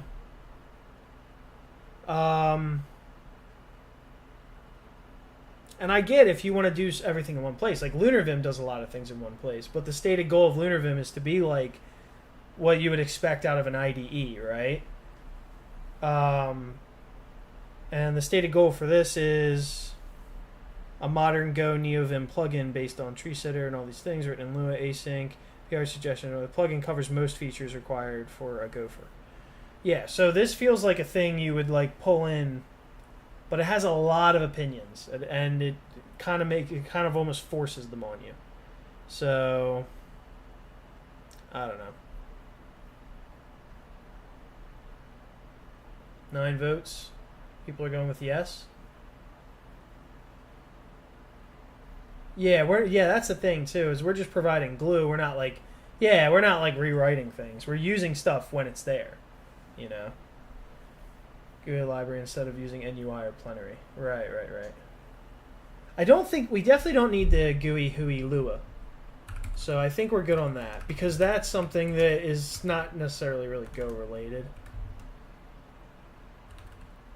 Now you'll get all this cool Go stuff, but we'll have to document like what someone might actually want. Really quick, I'm just gonna get style Lua here.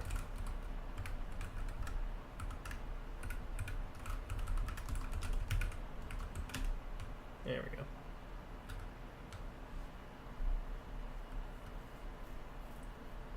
This function requires what?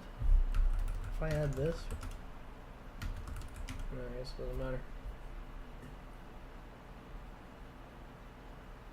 Really appreciate the Go support. Yeah. Well, we're going to have something after this. Is your surname Italian, pronounced like Chiarulli? Yes, it is. But my parents from a young age taught me to say it as Sha-Ruli. Like, they had me saying it S-H-A, like this. Kind of like that. Right? Like Sha-Ruli. But it's after I had a talk with a girl from Italy and an Italian teacher in 7th grade and a few other people. They told me that my name is pronounced exactly how you said it here. So I try to say Chiarulli when I can. With a guard at the top and Bob's your uncle, that would be nice. Yeah. You can use append instead of replace for the plugins, formatters, and done. This feels like an interesting strategy. We might want to do things this way in the future with the starter stuff. But a lot of these starters are just meant for people to copy and paste, but I think this could actually be super interesting. But we can focus on doing this a little more hardcore once we have LunarVim 2.0 out. Right.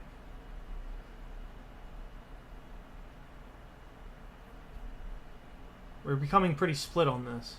I only have 11 votes so far. I think it's recommended by him, but not by the dependency.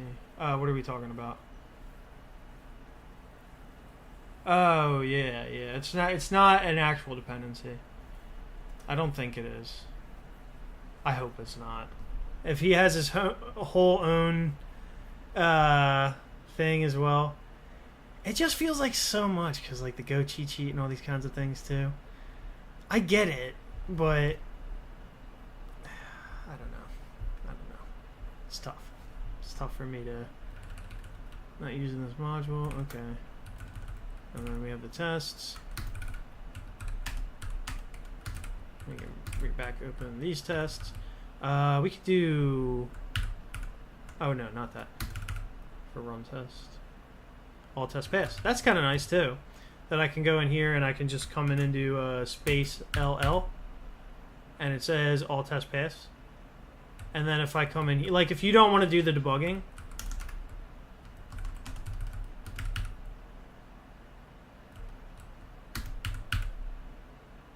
it doesn't tell me when it fails. Alright, that's kind of brutal, but one second. If I bring this back, it'll pass. So it'll tell me when it passes.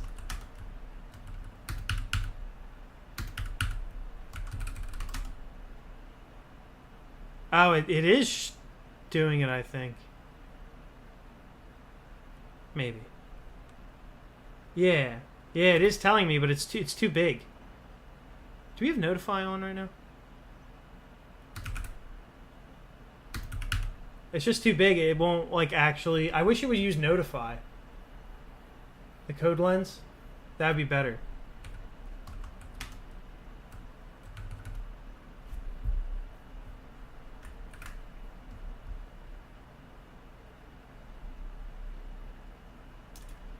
Well...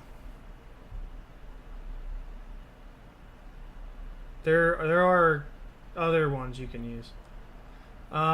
You should check with what NullOS has for Go. Has he looked into gopher.nvim yet? Nope. Pretty similar functionality with less bloat. Let's check that out.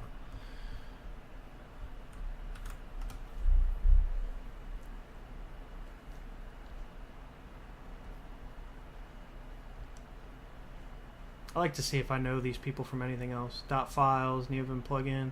Development easy. We got 2 contributors here. This was okay. They do like releases, which is nice.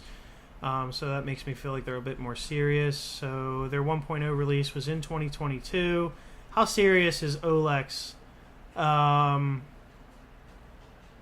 about creating this and keeping it? Oh, he's got Go test ad. Okay. Yeah, that's good. That's good. It looks like he does less.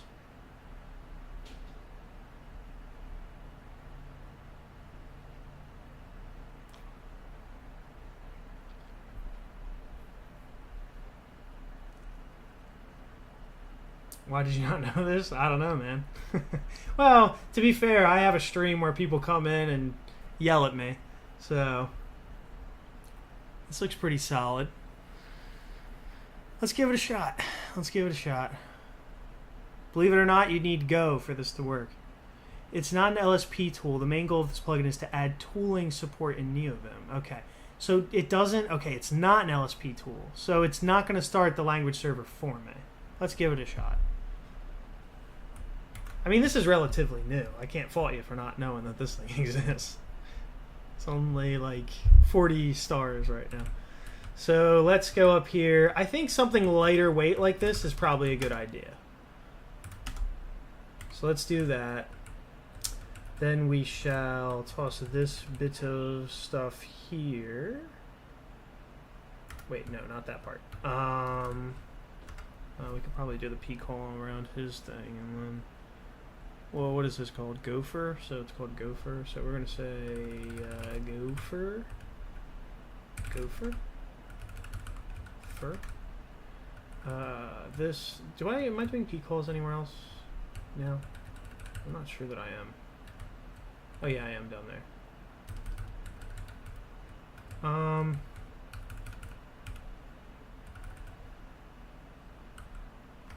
Let's do, and then we'll just and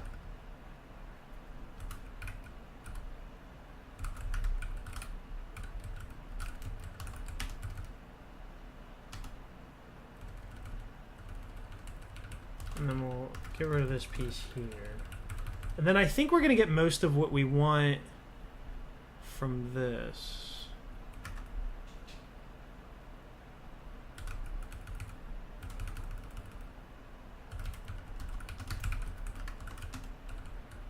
And we got go is equal go modify tags. I don't know what that means. Go tests. Sure, that's probably where that already is anyway. So if we go into go, no, I don't have that there.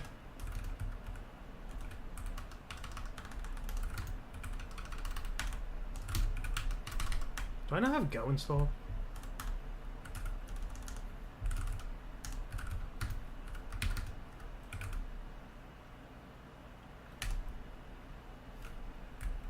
Oh, there we go. Yeah, it's already here.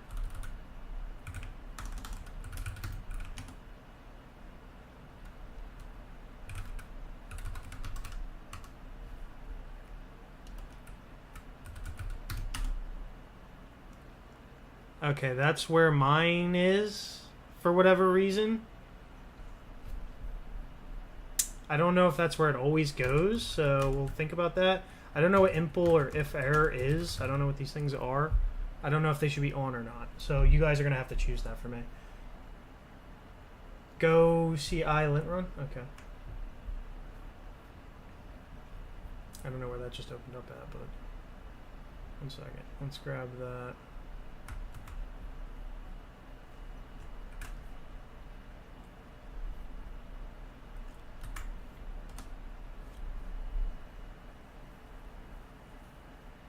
Oh, this is a linter. Okay. And we have it. So we could probably turn this on. So why don't we could also just turn this on just as like a new thing, which could be cool too. So if we do this, and then we do for linters, so we could go and grab this guy here and do like that, and then do linters, and linters, and linters. Okay, I know. It's alright. It's totally fine. Mason.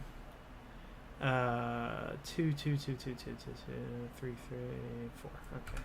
So go CI lint. Alright. Try that guy out. And what is it called? Golang CI dash lint. Golang CI dash lint. And we can say for Go file types. Seems interesting. Yeah, we're gonna chat. We'll check out Gopher. It's your favorite linter? Great. Well, then we're definitely gonna add it.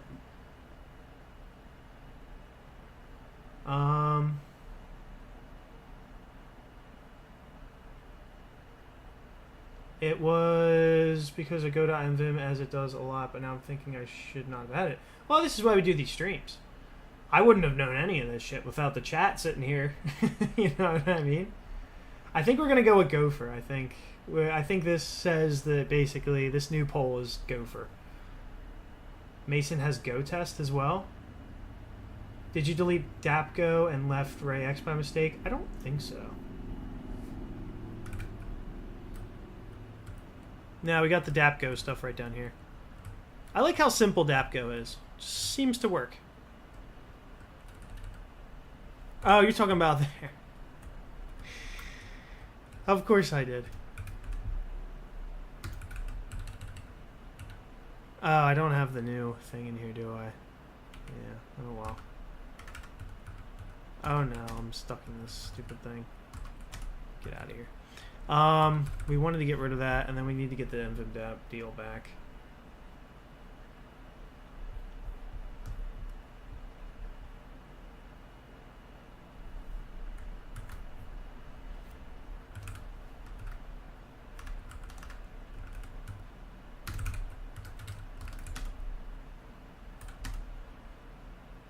There we go. Mason install Go tests. I like to go through Mason and see like what's available. So this was in Go test is where? Is it in linters, formatters, language servers? Go.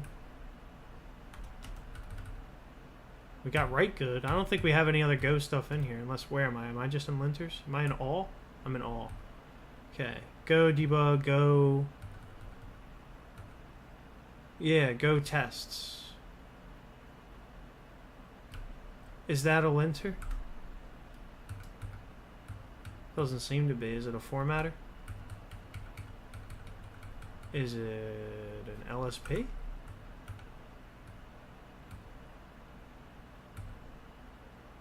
Oh, Golang CI Lint has a language server too, by the way. That's interesting. Is it in DAT? Where? What even is it? Is it just a random ass binary that's just only here? I guess. Yeah. Golang CI Lint. We might want to just pull in the language server. I don't know. I don't know if there's a big difference between running it through NullOS or just a language server. IFER is good for beginners. Okay. How's it going, Ahmed?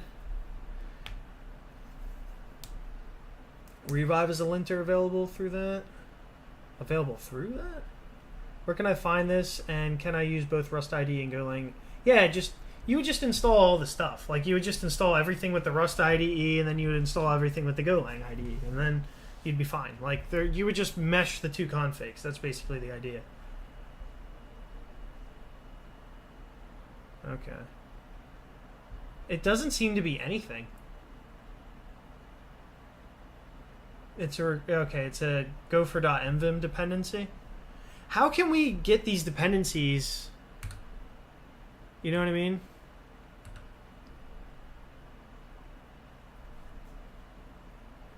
Alright, yeah, let's take a look. mvim lsp config. I got configs. Go. This thing. Combination of both a lint server and client. Installation of binaries needed before this is done. So you gotta install these binaries, but we did that. We install. I guess you have to install the linter and the language server. Which Mason handles both of that.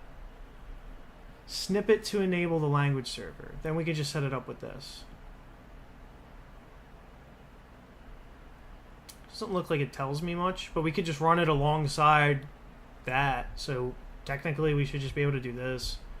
Pop it on in there. Should be good to go. And then we don't need this. Who did that? Right? It works perfectly fine with NullOS. If it has an action.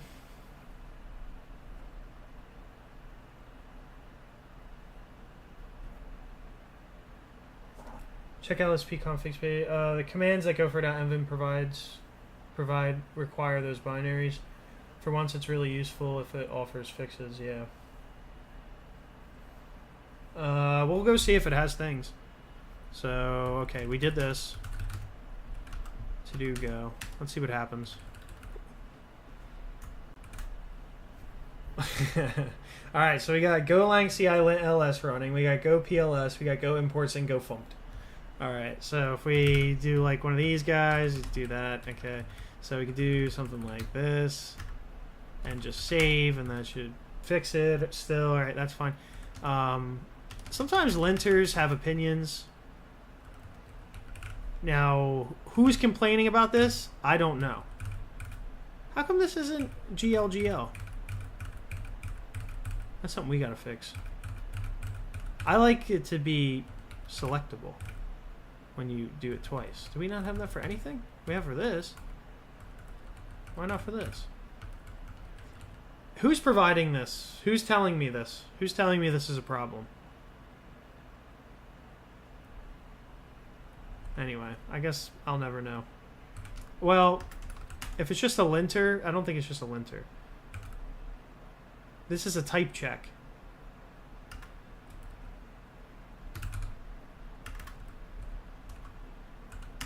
I don't know what that type check was from. I'm assuming it was from the linter, but...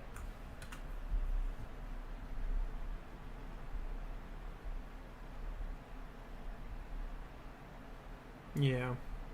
Can you run a single test with MVim DAP-Go? For as far as I can tell right now, I only have one test, but potentially what I could do is just make another test, right? And then I could just call it test, and instead of this, I could call it 2, right? And now I can do run test and run test. And so one thing I could probably do is space LL, and then I can do that. But now it says all tests pass. I don't know if that ran both tests or one test or what it did. But it says all tests pass. But let's see if we can. I would assume we can. So if I go in here, I put a DT and a DT and another DT right there. And maybe another right there. And then I can do a space D capital T. And it looks like I'm good to go. So I can do space or enter this. All right, I passed and I'm done. Yeah. So I can do one at a time. Space D U. I just did the top test. And then I could come down here probably. Let's find out and just do a space DT and space DT. And that, well, actually we didn't really prove that, I guess, because maybe it just ran through the other one really fast. Oh, this is definitely Inefa sign. Yeah, that's from the Go Lang CI lint ls. That's from that, which is kind of neat. Let's do space D capital T inside of here. Yep, so this is testing just this method. So then we can come down here and press the buttons. We're good, we pass, space D capital U, get out of there. Yep, we can do that. Individual tests. That's the thing that I've noticed that like works everywhere now. That should still work. That'll be picked up. Ah, okay. Can you run a yep. Actions are configured separately, not the same as linters. Yeah, try leader LD. Okay, let's try that. Leader space L. And what does D do here? Buffer diagnostics? Oh. Yeah, but it doesn't tell me who's...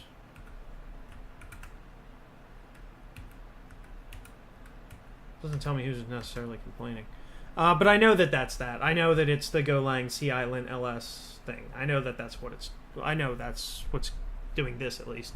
If I do space LA, no code action available for that, at least for this. Wow, I've been struggling with this for a year, I think. How did you set it up? Well, I've been setting it up for every single language that I can think of for a while.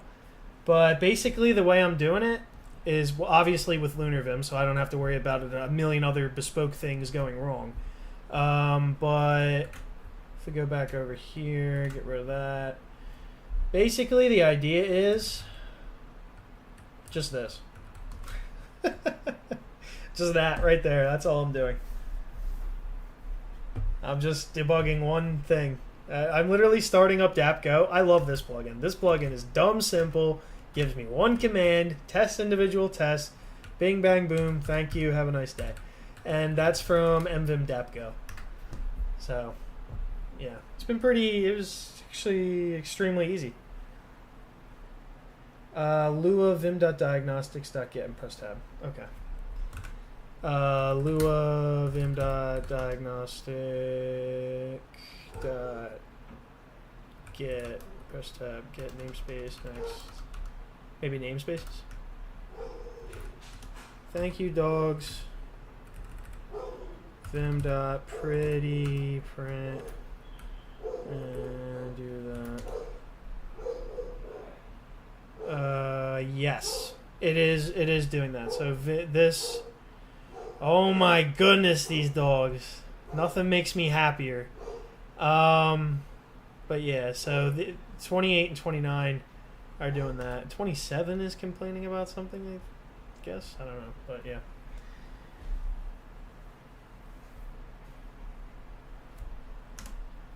Use equal sign instead of... oh, yeah, I forgot about that. That's like a new feature. I gotta remember to do this.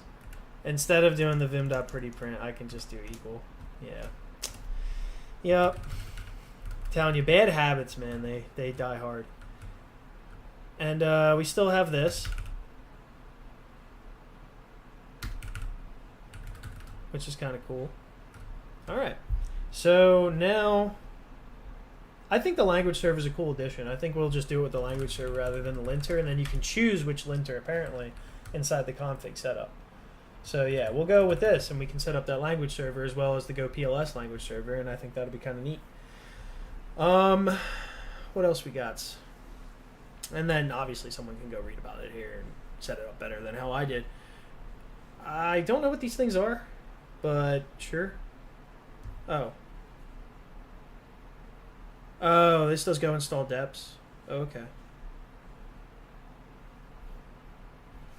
Yeah, Gopher seems nice and chill, right? You can still do a lot of the things, it seems. You can run go tidy, mod init, move a YAML tag and a JSON tag, so we can do that. This feels calmer. This feels what I was looking for. We can use go. Oh, that's what go test does. So we can add a test. Okay, and then we can add a file for tests. Generate tests only for exported functions. Okay. Go generate in current working directory path. All right. What's this do? First set a public package. Okay, doc comment. All right, nice. And go if error. Get set cursor on the line with error and execute. All right. Oh, it has a DApp set up? Yeah, but can you test individual things? If they can't test individual things. I mean, honestly, I would just literally use Gopher if I could just do that, but they don't have the debug test. But for now, I think we're okay. I think that's fine. Maybe we'll leave this on by default. We'll leave that on by default. Doesn't seem like this. This seems... Oh, wait. We would need the binary for Go tests. I don't know where that is. Probably. I mean, it's global for me, so probably that's okay. Oh, because it's a custom path, but it's already global, so it's fine. I mean, it's not a big deal. We could just do that. It's probably global for most people. This is the 90% case. All right. I'm happy with this. I don't know. Anything else you guys would add? Because I'm pretty happy with what we have now. We can test individual tests. We can debug. We got code lens going. We got all the other stuff LunarVim gives you by default. We can generate tests and stuff like that with Gopher, so it's nice and smaller and stuff. What else? We got auto format on save if we want it. We've got the import stuff going too. We've got obviously syntax highlighting the boring stuff. Yeah. I think we're good.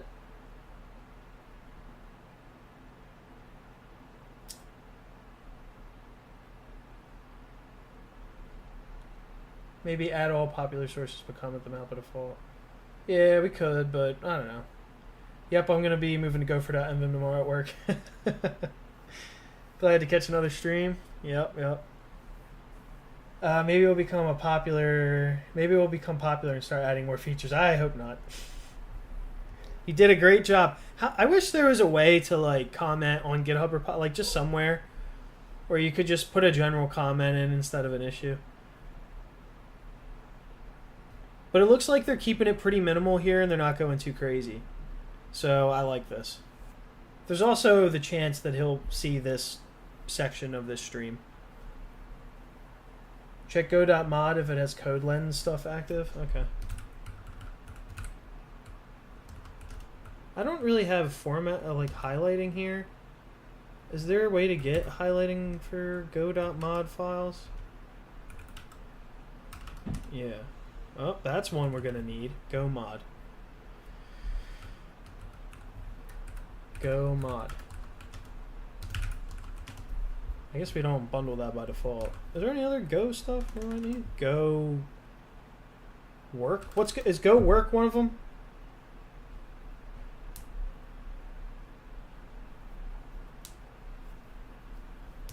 I don't know if Go work is one of them as well. And I also don't know what you would expect for code lens here. Because another thing is... Oh yeah, Go PLS is started here, so there should be code lens here if there was going to be code lens here. Here's some other things. Now that I can see the settings, because I was actually curious how we were doing settings in LunarVim. Like I didn't know that we were doing things this way. But I can go and check this out for you. So if we go to Go PLS...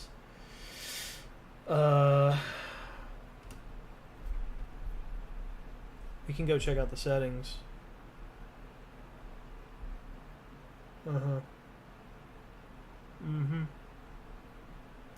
Features. Nope, that's not what I wanted. Doc. Advanced design, analyzers, command line commands, contributing, daemon, Emacs, features, generate, blah, blah, blah. Inlay hints.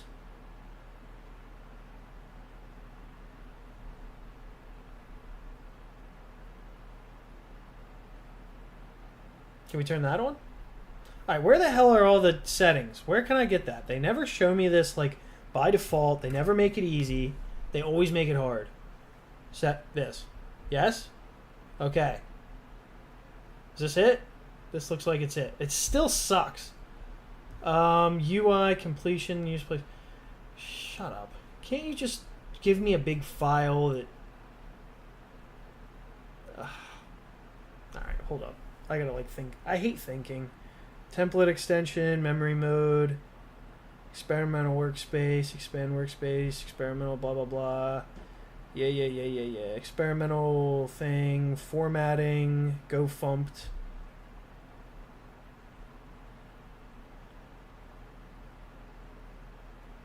Generate lens? Maybe we want to see the generate lens. We're gonna try and turn all the coolest stuff on. It's experimental in the hints section. We could turn on hints. I know how to do it.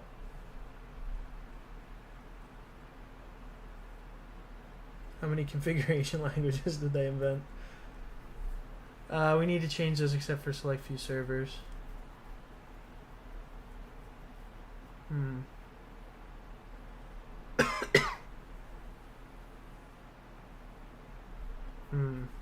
Alright, so let's we can add this.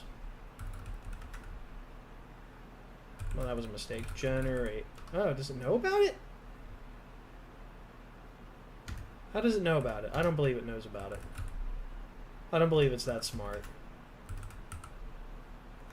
Nah, it's not that smart.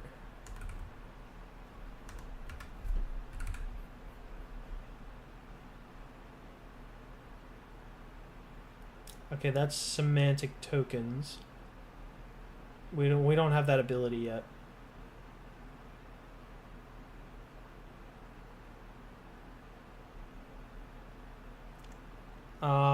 There's matcher enum, postfix completions, analyzes. That's probably fine. Static check.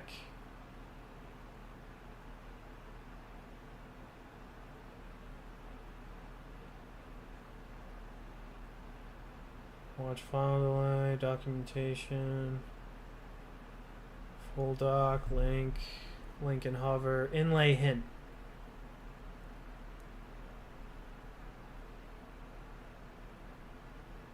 Hints, map string bool. Hints. We could probably turn on hints. But I think we would need something like the inlay hints thing for that. I don't think I'm really worried about hints until NeoVim 0.9 comes out. When they're truly inlay hints, then I think it'll matter more. Pass as table to server settings, LSP manager. Pass as a table to server settings in LSP manager. We never not need. I'm confused. Did you finish Rust yesterday? Yes, I did. Is there a CID already in CS 131 intro to C this quarter? As if I'm supposed to know your school's CS 131, like whatever that is. This quarter, and it'd be dope to write everything in Lunar. But there is a CID, yes. I don't know how well it's done yet. I think 73-6D here worked on some of that, and he seems to know what he's talking about. So I think we have a CIDE, and if he did it, I trust him because he's given me some solid suggestions. If we go to pull requests, I don't know if there's another pull request against the C one. Go IDE. That's more Golang. There was another Golang one? Interesting. Ah, I didn't know this.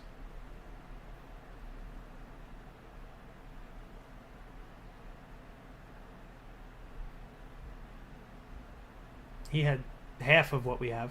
He didn't know about Gopher, though.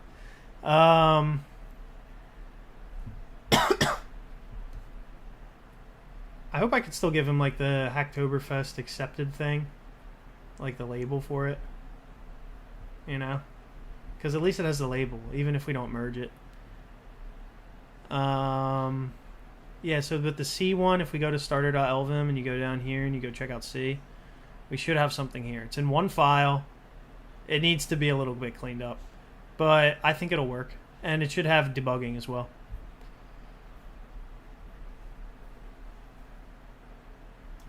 Right.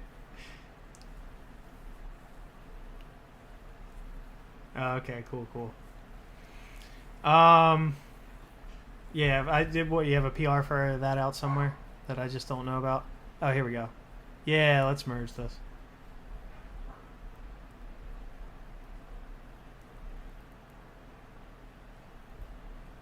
Yeah, Singularis knows. Okay. Yeah, there we go. Okay, cool.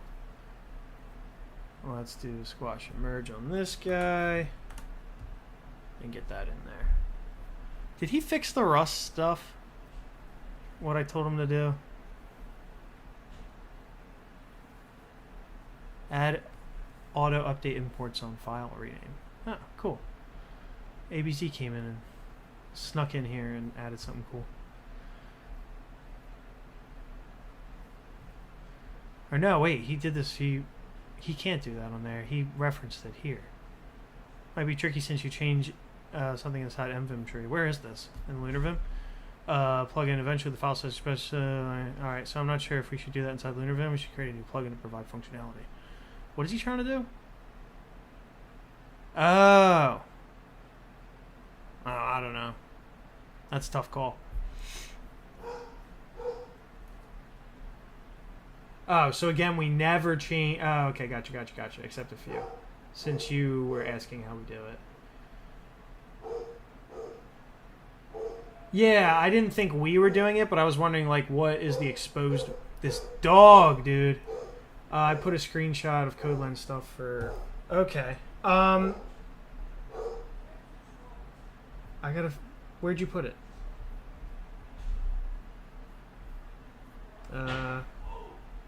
Okay. Maybe in general. You have code to get the stuff working in this file? Because I feel like we'd probably want that. This is go some, whatever that is. LunarVim channel. How'd I miss it? Oh, well, that doesn't help me. I was... I thought you had code that was going to show me how to turn it on. I like your new avatar here, though.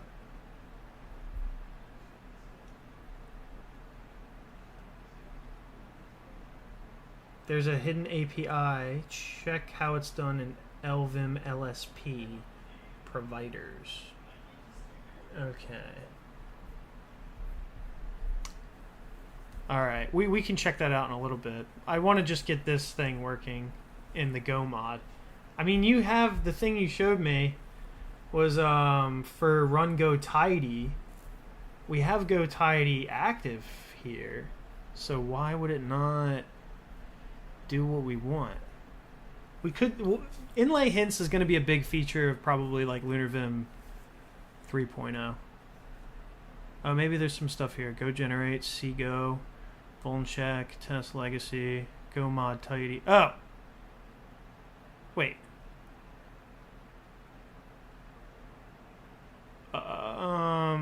Yeah, wait. Identifier tidy, true. How come? How'd you make it work? Docs spelling CI is implemented. What does that mean?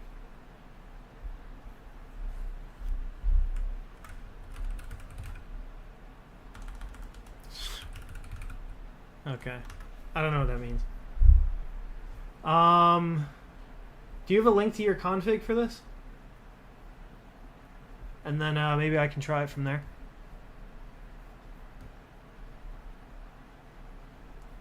Alright, we're going to close this poll out.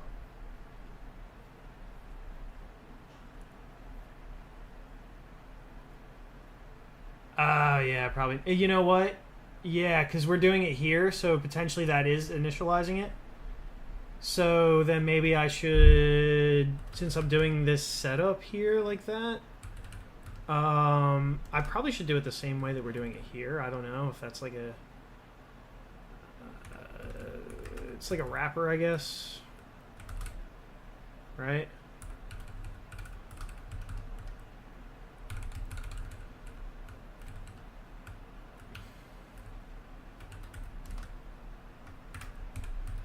Right, and then on attach, we can write a custom on attach like how we did in the Rust one.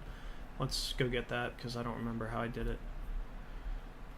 I never remember how I write. I feel like I'm always cheating off myself, like past me, and he's always cheating off of something else.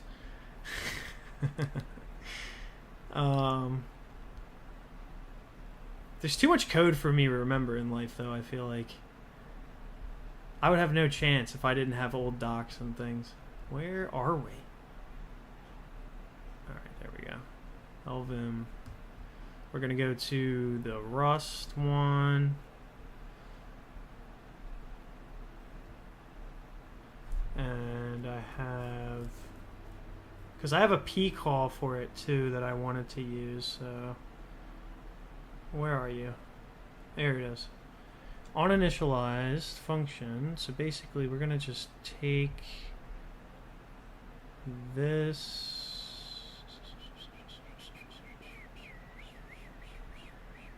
We'll take this here. And then we'll do that. We'll get rid of this. And we'll get rid of this. And then we'll get rid of this. And then we'll grab this. Alright. And then, wait. We have this local LSP manager here. We're going to get rid of that. Alright. And then now, if we open this. Oh. Well. Wait, what did I do? Wait. Why did I put it up here in this one? What made me think that that was the right thing to do?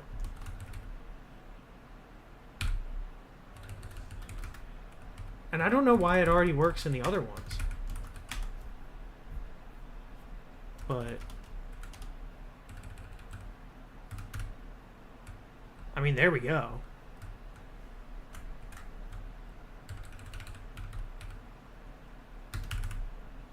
Check for upgrades.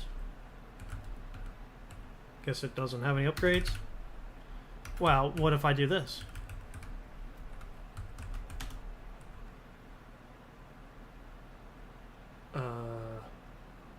The quick fix?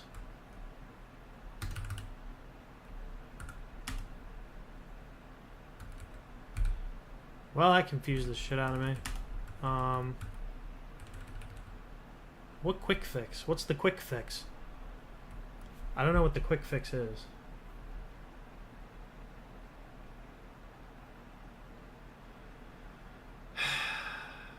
There's no way you could have put this in text. Right. One second. Maybe we don't need what I put there. Maybe that's not necessarily useful. Have fun at school, Mr. Quack. Maybe do... I mean, I have it kind of working. Well, yeah, I did. But, oh well, whatever. I guess it doesn't matter either way. I do think we have this built in, though. It's another flag, like document highlights. Gotcha. Yeah, wow. Go mod tidy update steps, basically. Okay. Yeah, but I tried to do the other thing, and it, like, whatever. I can still do space LL here and upgrade transitive dependencies, upgrade direct dependencies. Alright, like, I guess if there was anything to upgrade. I don't know if there's anything to upgrade. These are just report. Well, I don't know why it's only on the top one, not on the bottom one down here. But whatever. Run go mod tidy. Sure. Alright, well, it does that now. I feel like we should be able to get this functionality via what he's got here. But I don't see anything special about what he's got. So I guess we'll just leave the code lens stuff on. It's not a big deal. Alright. How do you guys feel? You think this is good enough? How about adding init options use placeholder equals true? I don't know what that does. When do you think? But I'll add it because it's a feature that I can add if I feel like it. I just have not a clue what it does.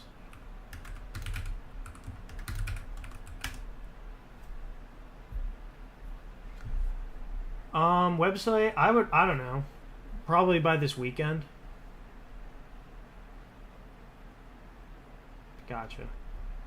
I tried to say implemented spell check CI for the website repo. Oh, okay, cool. Cool. I saw that go by earlier.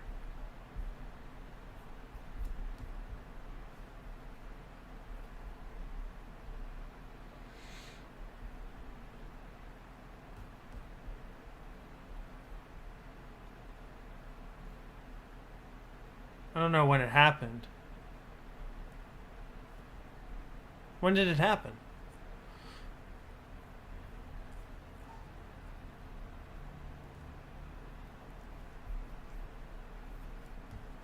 It completes functions with placeholders for arguments. Oh, that's pretty good, I guess. So, like, if I do, like, a function... Oh, it's in a PR? Oh, okay. Gotcha. That's where I must have seen it then, was just as a PR.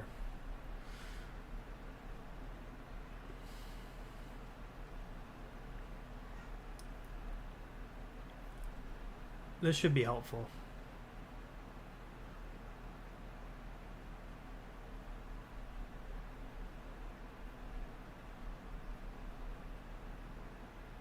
I guess these are special allows here. We're going to need things like LVim, LunarVim, stuff like that. But I'm sure we can work on that as we go.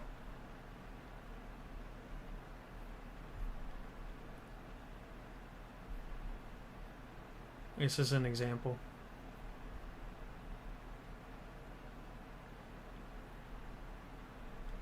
Yeah, we'll try to get that in soon. I want to get everything on pages first, and then after it's deployed out and working. Actually, I don't know where Vaughn is. He's probably not awake right now, or he's probably not here right now. But I'm cool with getting this, just deploying it on pages. If this is the pages deployment, then yeah.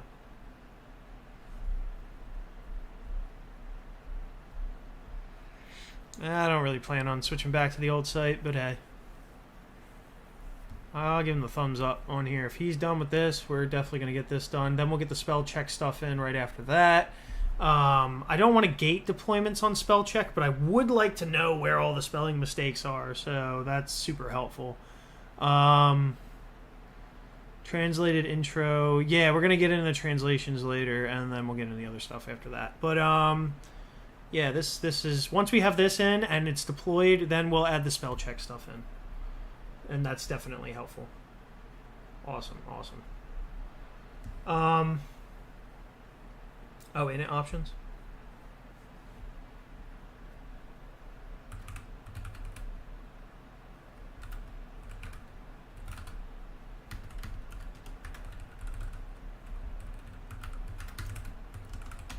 Like that.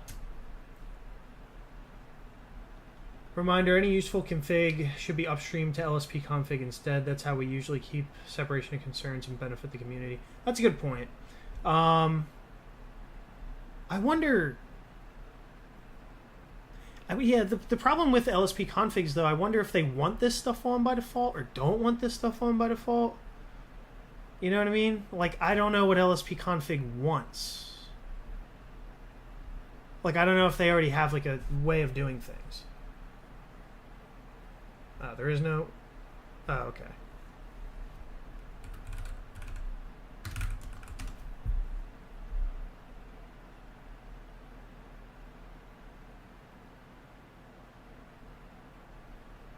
Really?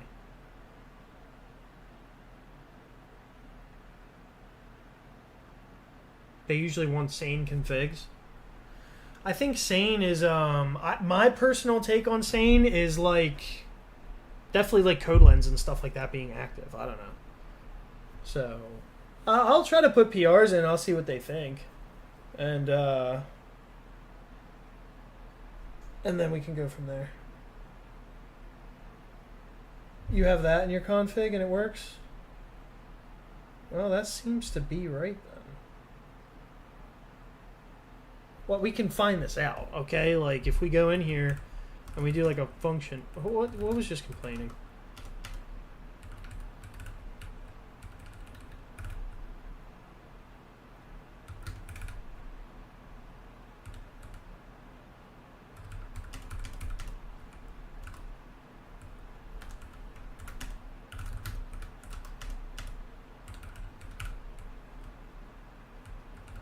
So what'd you say? Function? If I do like function and main map. Well, the problem is like that's just a snippet, right?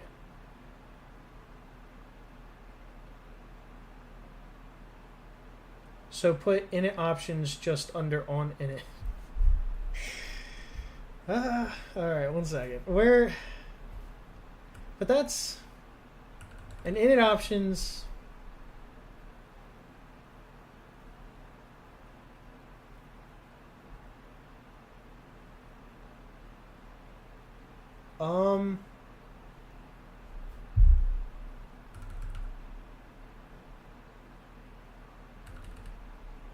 There's so many different ways to like turn things on and turn things off and stuff. Like I get the on attach and things, but capabilities and init and all this stuff. What am I supposed to be looking at? Just complete fmt dot. You think he's trolling? Alright, fmt dot print. Wait, where? Oh, in main. I might have to do it in here.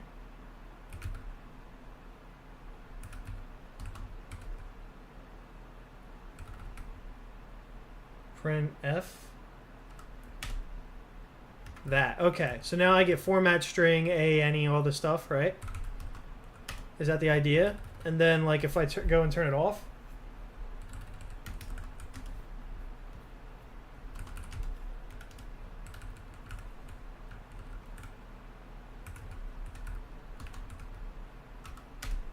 Alright, now it's off. That's what it was. Troll detected. Well, at least he did tell me, like, what to do. So, and it worked. But this stuff, I don't think works. So, the other thing works. That's kind of neat, though. Whatever, you know, we can have it. It's kind of neat. It might be annoying. I'm not necessarily sure that should be by default in, like, LSP config. But it's kind of cool that you can turn it on. you know, and then you could do like an ASDF, and then we could do another tab and the ASDF, you know, and there you go. I don't know, you know, I think it's pretty cool.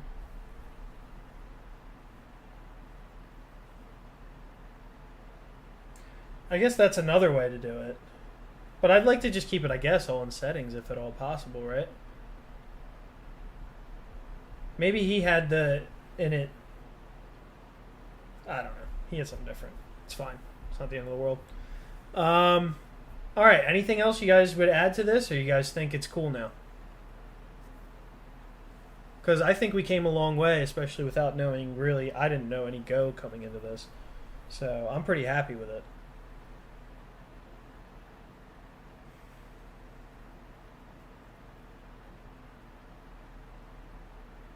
All right. Well, I'm happy with it. So I think that's good. I'm going to post this up on the thing. And he can clean it up a bit. And we can use this as the config. How many lines is this? 78 lines. And you got yourself a pretty cool Go IDE with all different other kinds of fun stuff. Make sure to mention what things you have to install for this, though. Otherwise, it's not going to be as fun. This is also a good reason to put things in separate directories. That way we can have a separate README in every directory. If we are going to just put everything on the master branch.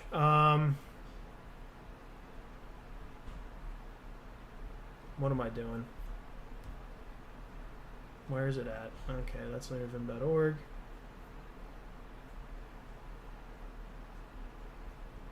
Starter.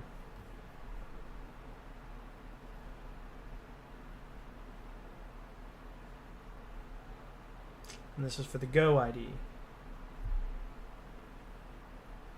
Is this, which Go IDE is this? Oh, this is issues. Alright, I'm already losing my mind. I was going through the issues. Go IDE. We'll give you the Hacktoberfest accepted here. And we'll just leave a comment. Alright, one file. And that's pretty much it. You can clean it up and add sections if you want to do that. But yeah, I think that's pretty good. Start with Terraform because Go is the language used for testing that. One thing that is bugging me about Terraform is I cannot figure out how to turn on the damn references and code lens and stuff like that in Terraform. I have some Terraform up. Believe it or not, right here, because I was just testing some nonsense out to see if I get it to work. And I can't get the code lens to show up. Right? Like, you know, we got that. All right, that's fine. But if we do things like, if we go to references, there's no references found, so that's fine, right? There's a reference to, I guess, that right there, right? So, right. So we can do references, go to reference with this, with Terraform, and I need this for work. But, and we got formatting too, so if I do something like this. Oh wait, I thought I had formatting. I might not have formatting on by default for this. Yeah, I think that would definitely format or something. But, I don't know how to turn on the code lens for it. Still don't know any Go? Yeah, well, I know how to print in Go now. Keybinds could be added to leader L for different commands that Gopher.env provides. I don't know. Oh, yeah, you're right. They could be. No, I didn't merge it yet. I didn't merge the Rust one either because Yavko has completely abandoned me. He's abandoned post. Also, if you could... Well, we can add it now. I mean, we're here, so... One second. Give me a minute. Also, if somebody can tell me how to do the Terraform thing, that would be very helpful. With Python, it's possible to use Jupyter Notebooks and if using Emacs? I have no idea. Keybinds could be added to leader. Yep, we got to do that. Did you merge the Golang IDE yet? Nope. Is this DWM? Yeah, it's Hyperland. Yeah, okay. So let's go back to here and let's put in the Gopher stuff because that feels important. Rust IDE. We're going to change the LunarVim thing, by the way, Hatsu. We're going to change it to capital V instead of capital L because we're going to use L for like language specific stuff. And it just makes more sense. I can't think of anywhere else I can put that right now. And LunarVim still kind of fits under V, capital V, and I don't expect to use capital V for like anything else. So yeah. So we could grab this.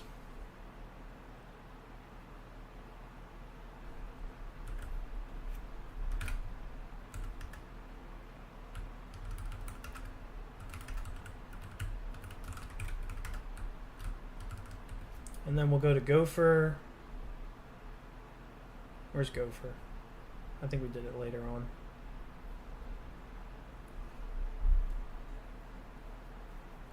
Oh, he has installed GoDeps, so maybe that'll be good.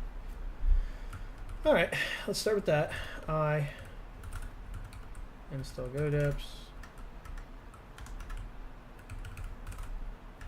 Okay.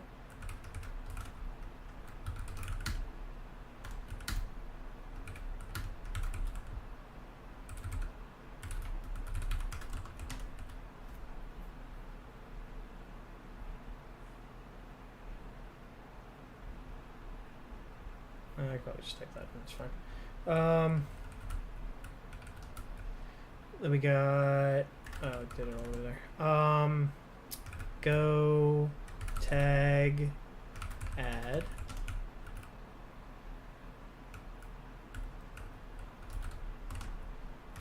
Add JSON tag. Okay, T kind of works with that. Well, I mean, there's for remove YAML tag? Well, maybe we'll just say tag. I don't know. Maybe it works with any tag. I don't know if there's a difference between YAML and JSON tags here. Oh, LunarVim info does that? It is, but it's experimental.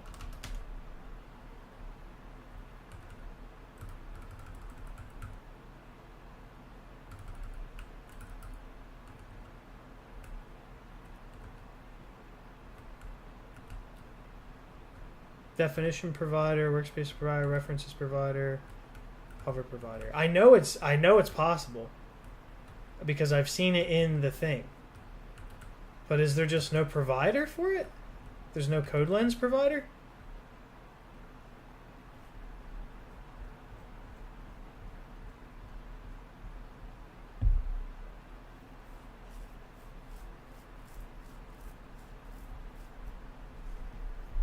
Well, Alfred, if you watch my Python video, you can see a pretty cool Jupyter Notebook setup. They need an argument. Yeah. Okay, never mind. That one's not going to work then.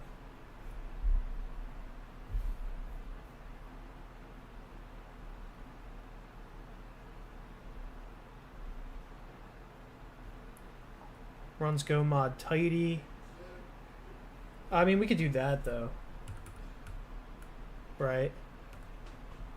So we could like do just like tidy here, toady tidy, go mod tidy, like that, and then we could do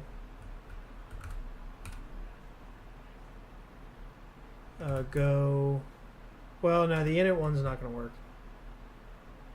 Go get. Yeah, that's not one that really can be helped.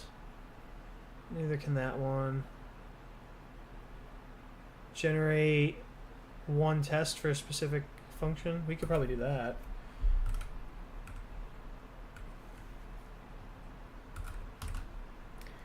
Add test.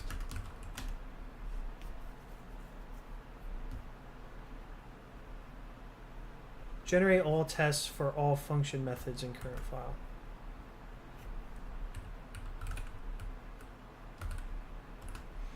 Add all tests. Generate tests only for exported. Okay.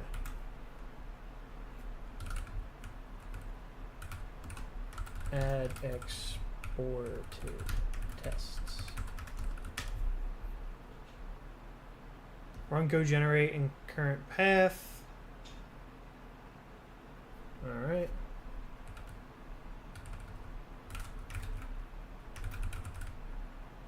Generate. Go generate.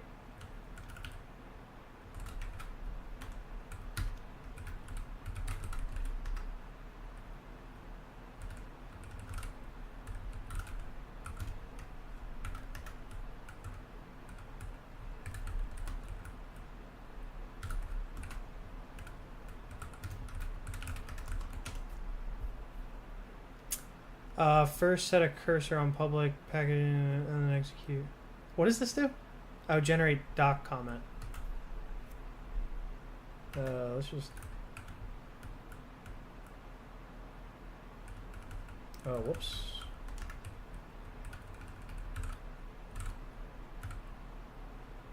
Go CMT.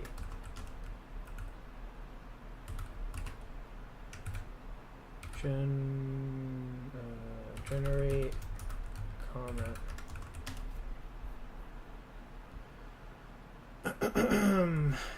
And now here we got set cursor on the line with error and execute. If error. Okay.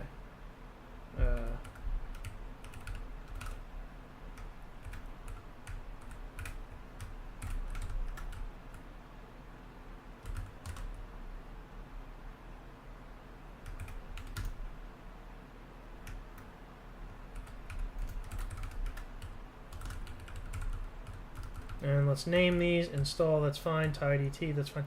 Test add. Now I'm kind of annoyed by that because I wanted to use big test and small test, but we probably use C for class for that. It's not really class though. We could do like maybe A, and then like this one could be. Well, no, wait. These are for tests, adding tests. They're not for testing tests, so we could do that and that. We could do E for that.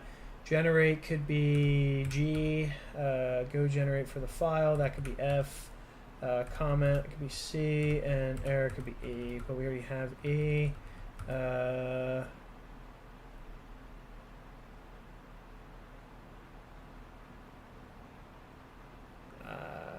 don't know about that one. We're gonna have to think about that one. That's nice. Thiago Lopez. There's no terminal alternative. Yep. Struggling to make SQLS work. Nope, we're not really there yet. You left the style of format in the config. Do we keep it? It's okay, probably. Either way. We don't have to keep it, but yeah, either way. Probably shouldn't add the if error because if error binary not available in Meson. Also, it's like a snippet. Alright, that's fine. You're right, I am got some messed up stuff here.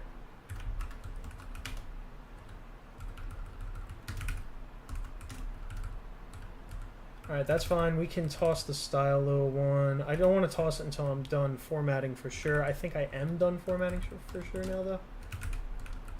So, yeah, let's grab this again, and then we'll edit our thing.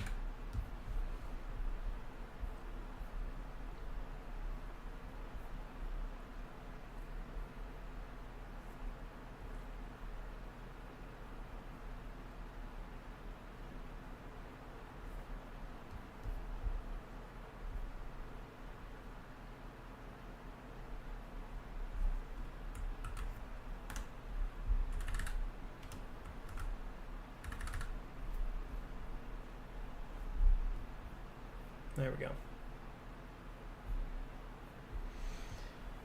Alright, what's the name of the font? Comic Code, it's up here. Have a nice evening. I'll see you later, Hatsu. Thanks for all the help. Chris, you should use the tutor to help improve your jumps and cuts. I just have bad habits. I know all the stuff. I know how to do things. I know, like, any of the things, I know how to do them. It's just I have trouble, like, actually caring about actually doing them. You know, I know every single, like, motion and all that kind of stuff. I understand text objects pretty much inside and out. I just don't always use them.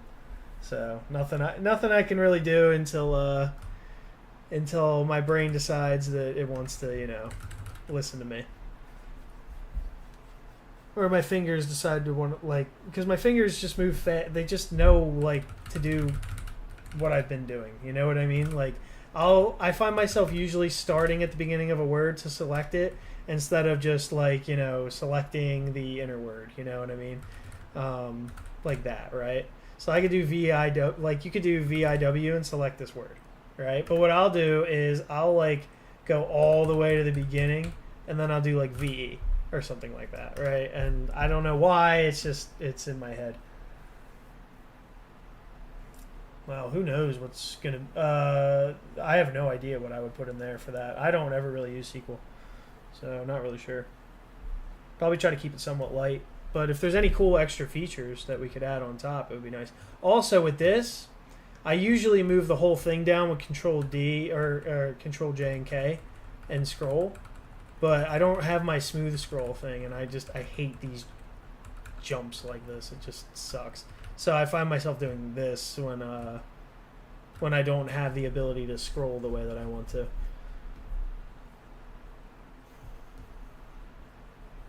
And then I guess you could use relative line numbers for something like that, but I don't know. Anyway. Now, we solved that. I lost... before you go offline, can I add ClangD extensions.nvim to CID branch? Yeah, sure, push it up. I mean, I'll still be online later. You just got to ping me in Discord, and then I'll merge the stuff, So I'll be around.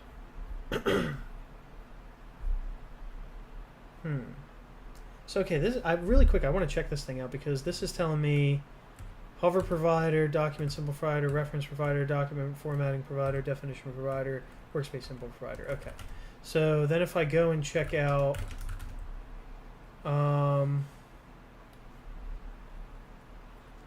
smooth scroll works great for me. I love smooth scroll.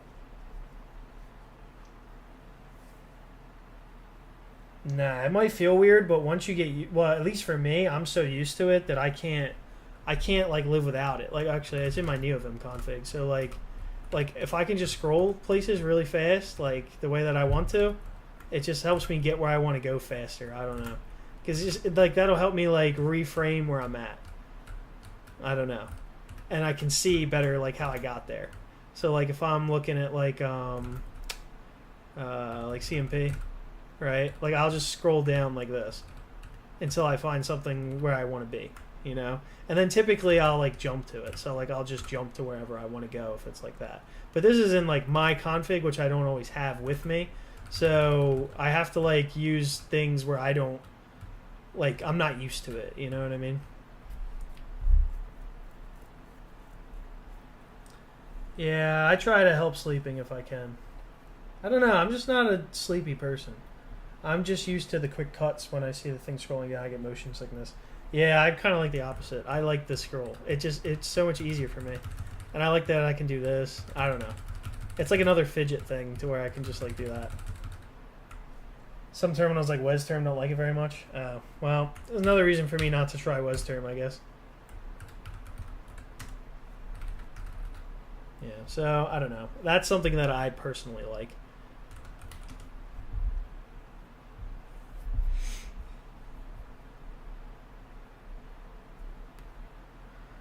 Let's see. Oh yeah, I was gonna check this thing because I just want to see.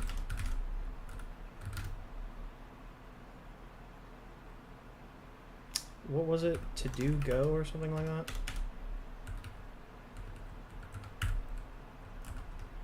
LVim info. So we got type definition provider, this, document highlight, hover, definition, okay. Marquee. Yeah, okay. I don't see any particular thing in here that would say that, what you call it? That it would support CodeLens. So there's nothing CodeLens specific in this. that tells me anything. I could check again really quick. What did capabilities say? Oh yeah, this was the capabilities. Yeah, so I feel like it should work with Terraform, but it just like doesn't. Like I'm tempted to just kind of like, if I go back to my config here, we have all this Go stuff set up, but I could probably just grab this piece here and do like that, and then we could do settings and get rid of that. Oh wait, no, we're gonna want to bring settings back in. We could do like maybe Terraform, and then we could do the Terraform LS. We got all this stuff. We got the code lens going. We got all this. Yep. And we have that. So then there's an experimental way of setting it up. I don't know exactly. I'm going to have to go really quick to their thing. And if you don't use Terraform, then this isn't like super important for you. But to me, it's very useful. I tried to set this up like yesterday, and it didn't work. Because the stuff's, I guess, experimental.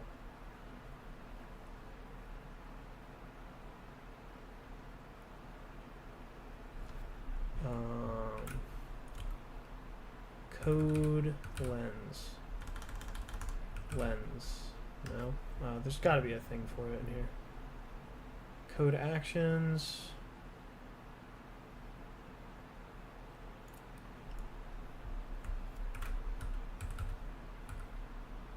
There it is. LSP mode language client for that. Features code lens for references. There's more there. Okay, yeah. So it is there.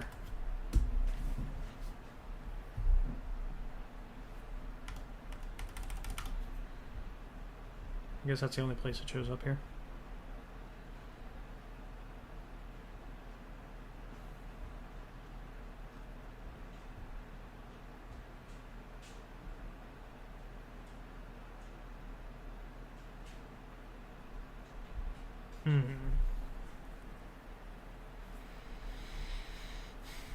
Doesn't say what it's named, which kind of sucks.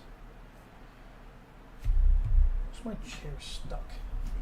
There we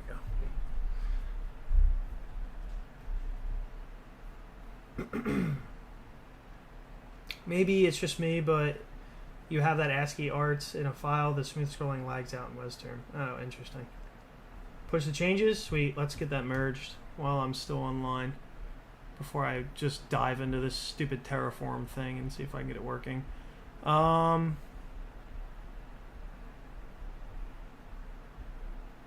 Next time Vaughn's on, I want to merge the site if I can. Tools. Where the hell's where's LunarVim at? How do we lose this like every 5 minutes? Oh, did I click on it and I'm like just dumb and just didn't realize? Okay, apply stream feedback. Yep. Alright, that's pretty much it. Cool. Got ourselves a Go IDE here. And we can call that done. Thank you very much for that. See you later, Singularis. Vaughn, if you can make the site live, you can make the site live. So if it's just a matter of merging that and then it goes live, I'm all about it. And then we'll just update the docs as we go.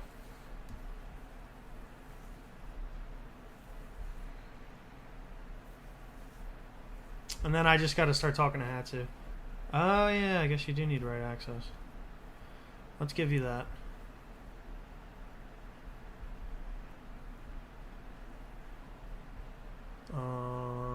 Settings. It's so hard to keep. Oh, I hate this thing. Where's my phone at? Do you guys know where my phone is?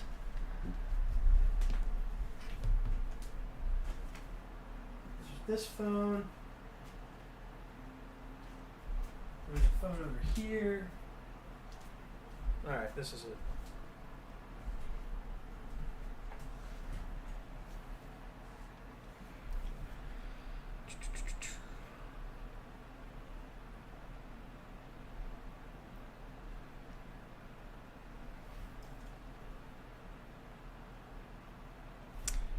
657 360. Okay. Now we're going to add people. Vaughn. Read, write. There we go. Do you need maintain? I don't know what else you can do with that. Might be useful. I don't know. Who knows? Well, Muhammad only has right. We'll give you right. Maybe you guys will get maintained in the future. There you go. You got right. I just took a peek at your Python config. It's very promising. Personalized Jupyter Lab plus LunarVim for Python scripts takes about 2 gigabytes less than JetBrains data spell. Yeah. It's got some good stuff in there. If you give us your phone number. No, I'm not putting my phone number on the stream. I installed Pop OS, but I'm missing Arch very much. Yeah, Arch is, I don't know. I don't think I would ever leave Arch at this point. Yeah, I leak everything. Alright, so 1 second. Now I'm going to go back into this Terraform stuff while Vaughn does that. Where was I with that? It'll probably be the last thing, yeah.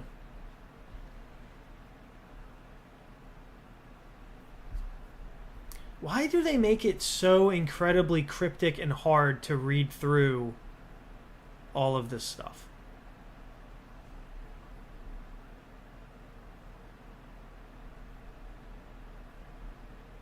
Okay, there's like an experimental capabilities. Maybe it would be under that, and then like, so we'll just save this, and then we'll just get rid of all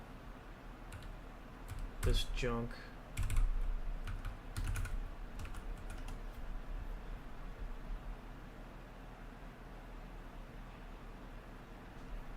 Oh yeah, and I'm also gonna add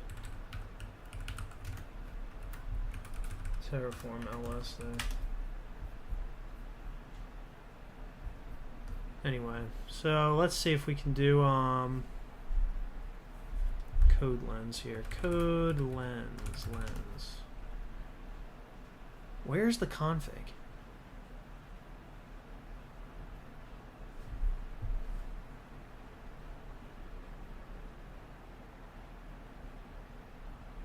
I don't know why everybody makes these things just so incredibly complicated. You know what? There's probably a thing inside of the code itself. We might have to just go spelunking through here. So code lens. Here we go.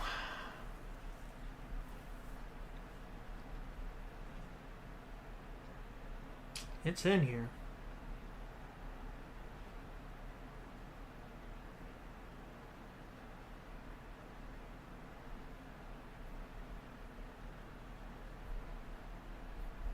Well, now that I just turned it on regular, I wonder if that'll be enough. Okay, I'm configuring it over there too, so we can probably just save this. Wow, let's see test. Thing. Takes a minute to start up. No code lens. Yeah, because you would see that have one usage next to it.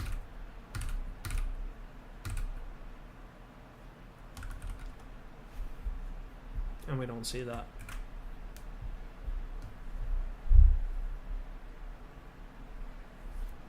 Can I just do like code lens?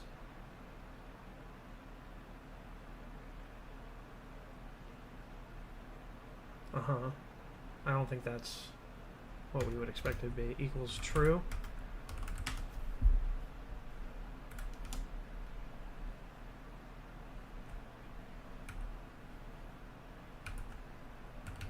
Nope. If this is DWM, nah, it's Hyperland.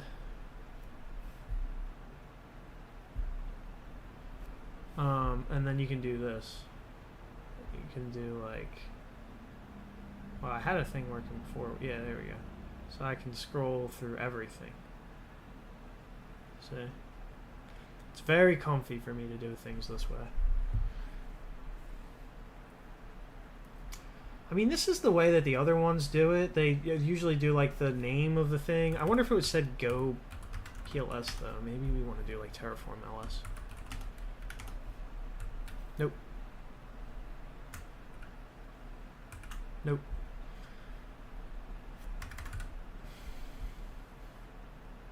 Well, there was the experimental capabilities, potentially. We need to put it inside of that.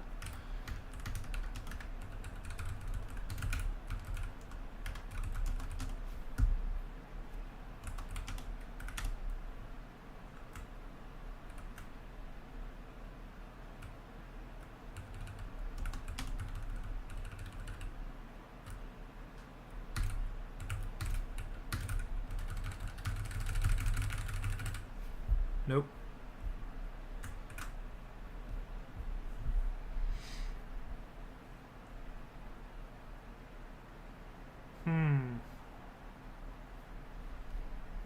There's got to be a config somewhere out there. Maybe we'll look up experimental.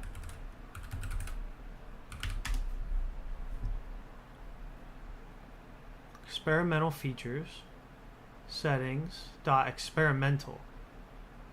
It looks like it's okay. Experimental server capabilities. Oh, here we go. It's under capabilities. And then experimental.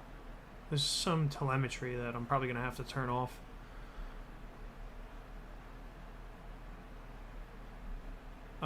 Capabilities.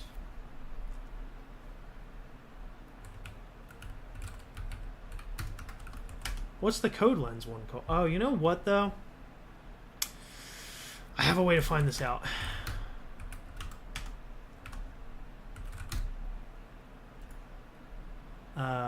Equals. Now I forget what it is. Okay, there they go.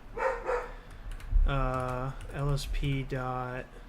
Or no. It's user dot LSP dot server capabilities or something like that. I forget what it is. Hold up.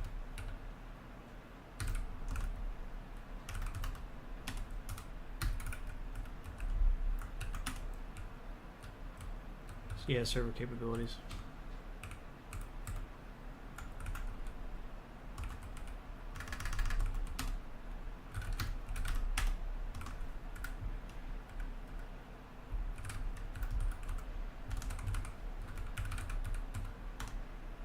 Capabilities. We want to get the one for Terraform LS. Alright, and then if we go down, we should see, yeah, see how it says experimental? Then we want maybe this. Like that. Alright, let's save this and throw that over on like 5.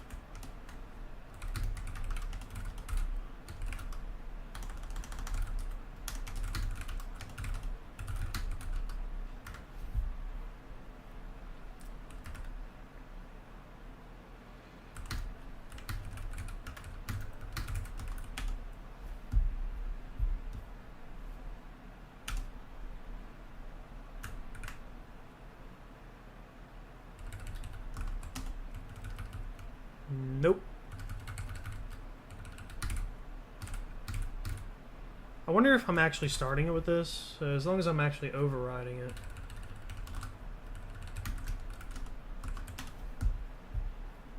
What's the problem? Come on.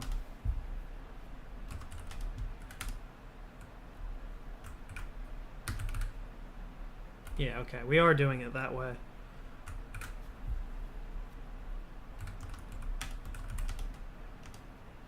What?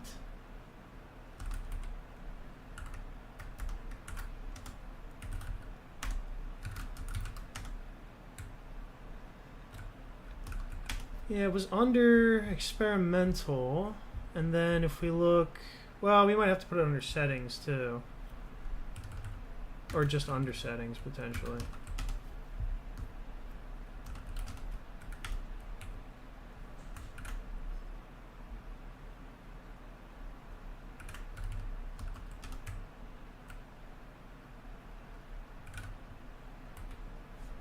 is a reference. And we should see 0 anyway. You have to change settings as pointed out in the PR, please. We should work otherwise. Let's take a look. There is no PyCom concept in this. Oh, maybe it's under capabilities. And then experimental. Let's try that really fast, and then I'll fix that.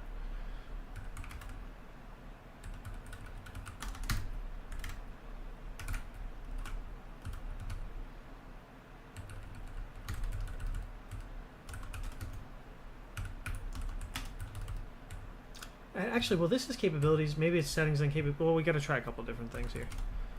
All right, let's go take a look at that while the language server starts up.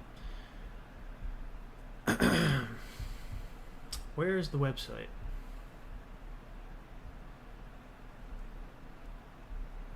I want to say it's probably over here somewhere. Yeah, there we go. Settings. You merged it. Oh, settings in here.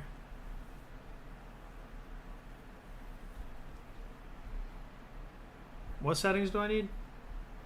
I have to change the settings as pointed out in the PR. Oh, we gotta check the PR. 1 sec. Closed. Did you already merge it? Yeah. The build and deployment source will need to be changed to GitHub Actions. Okay, let's do this. Duplicate. Build and deployments. Build and deployments. Build and deployments. Pull requests, archives, pushes. Build and deployments. Where are they? It's been so long since I've been here. How come I feel like I'm missing something. Branches, maybe? No. Tags, actions, here we go. Maybe it's this. Nah, it shouldn't be this. I don't think.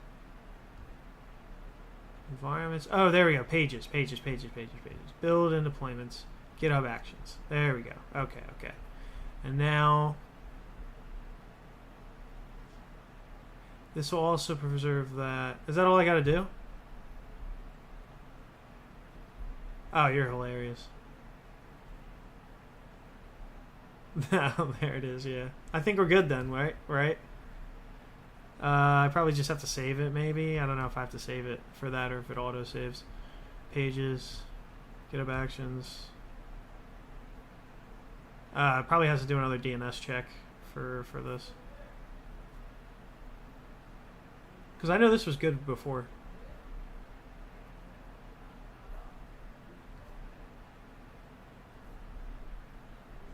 What about the actions? Here we go. I guess it's getting there. Installing the dependencies. Alright, cool.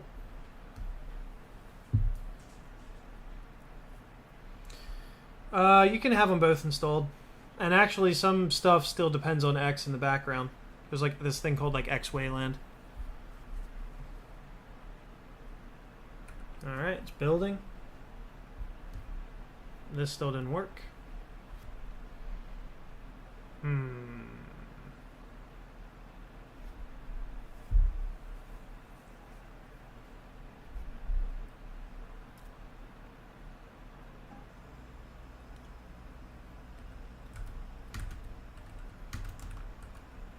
Oh, that was capabilities.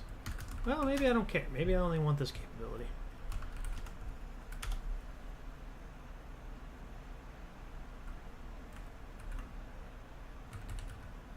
No, I just don't think it's possible. I feel like I'm just missing something super important to make that work.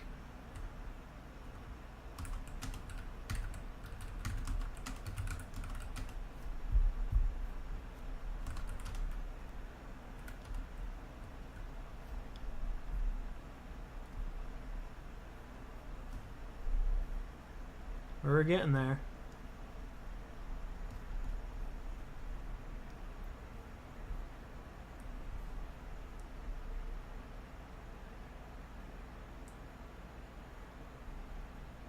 already put an issue in with these guys, but they totally ignored me. One second. If we go back here, I don't want to be on your stupid commit. I wonder if they have a branch. No, it doesn't look like it.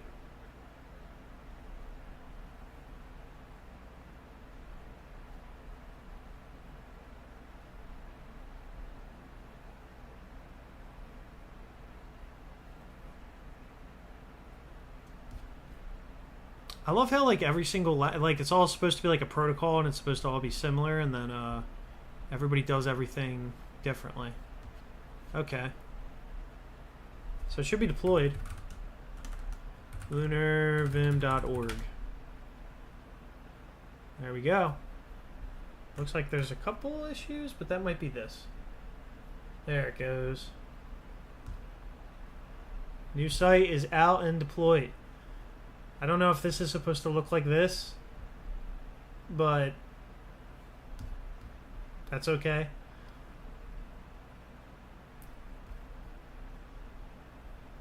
Got the docs site still. We're going to have to rewrite the docs, but whatever. Got the old junky blog, which we're going to have to rewrite blogs in. So if anyone's interested in writing a blog, you can write a blog here. And, you know, go nuts. It's got to be something NeoVim related. Ideally LunarVim related, but it doesn't have to be LunarVim related. Just something cool, you know, in NeoVim. It could be nice to have a blog there. All right. Let's post this in the Discord.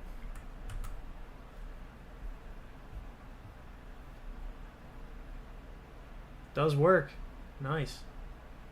I think you have to add Terraform inside. I think I tried that. Yeah, some of the CSS might be missing. Disable Dark Reader for a while. Yeah, I know. But then I get my eyes burned out sometimes. New site is live. Still need to rewrite the docs. Also, we should change this meta tag here to be like, I don't know, like something more related to that. I mean, we could try with just Terraform in there. So Terraform, so if we like, we'll put another one of these in here. Instead of capabilities, we're going to just make it a Terraform. Like that.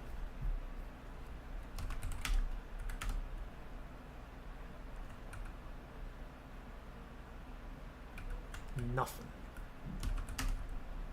Nothing at all.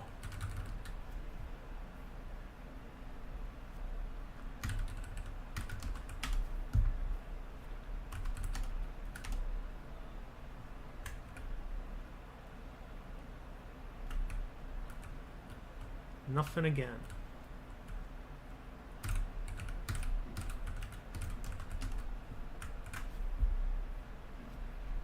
And what if I just do well, I could try. I don't think I tried that one yet. Maybe I tried this one. I don't know. Now add the capabilities back inside Terraform. Okay.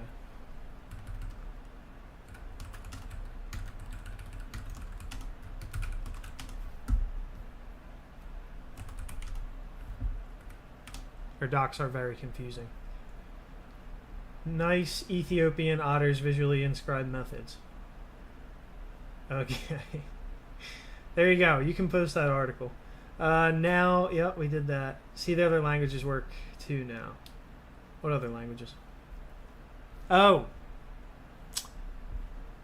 I thought you were talking about this. Yeah, still no reference count. Even with capabilities inside Terraform with reference thing. We could try the experimental again too.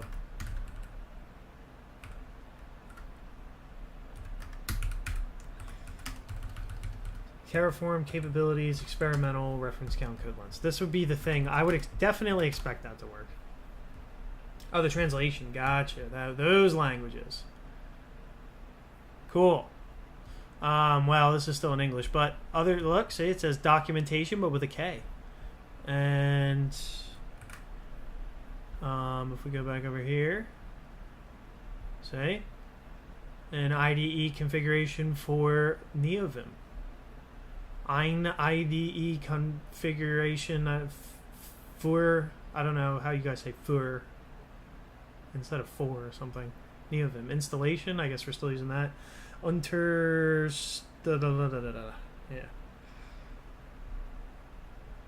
I don't think you guys have to change that. That'll be awesome when we have it in a ton of different languages. That'll be super cool. Still no code lens. LuaVim vim.lsp.ref. Wait. It's code lens.refresh. What did that do? Oh, that was weird. Code lens run.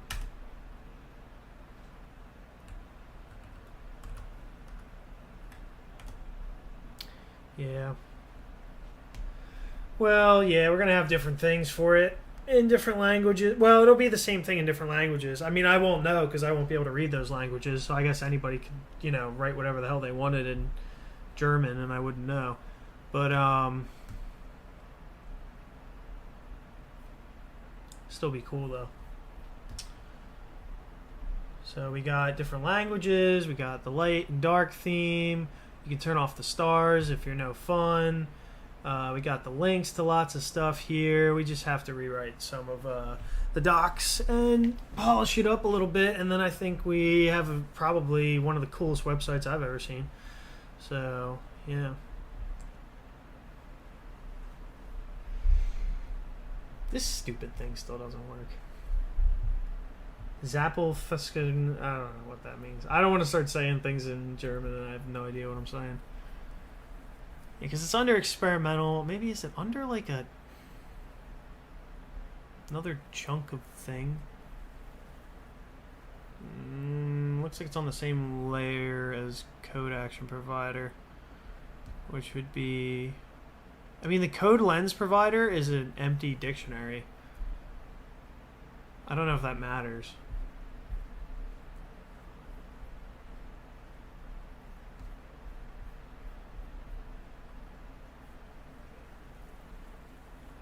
Was what? I forget what I usually, like, I can't remember everything I say while I'm streaming. Anyway, why does that not work? Why does that not, like, just turn on?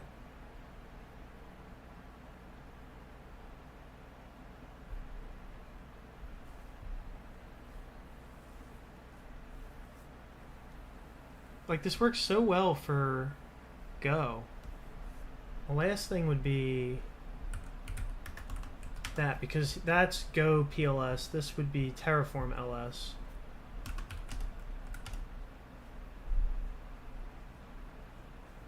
But nobody does anything standard. Everybody has like a different stupid way for setting things up. I wonder if there's a way to like see it inside of like the actual code. Like before I was looking for experimental.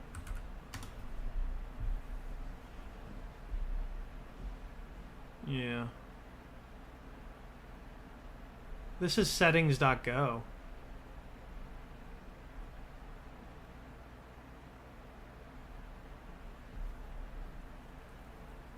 I mean, this is called experimental features. So I don't know, maybe it needs to be like that. Probably not, but maybe.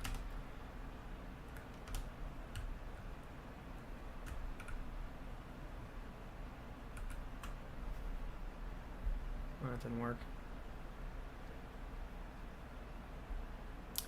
Yeah, see, this is an option struct, and then where, if I look for options,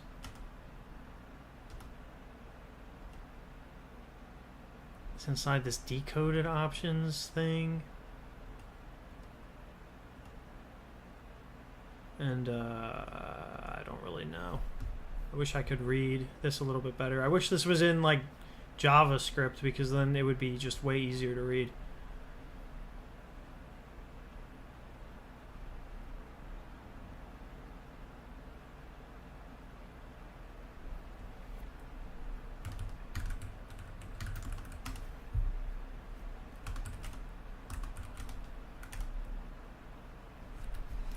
All right. So, okay. I don't think I'm going to get this terraform thing solved. maybe another day. Hopefully someone else will figure it out. But okay. We got the new site out. We didn't get to the slogan today. We'll try to get to the slogan tomorrow. I'm going to only work on stuff to get LunarVim 2.0 out. That's going to like be the next thing that matters to me. I will return to doing IDEs and stuff after LunarVim 2.0 is released. So right now we have a Python one, a Go one, a C one, and a Rust one. So that's pretty much done. We're going to need to rewrite docs, and the next stream hopefully we'll just be getting LunarVim ready for 2.0, and then we'll write docs for it. And then we should be good to go.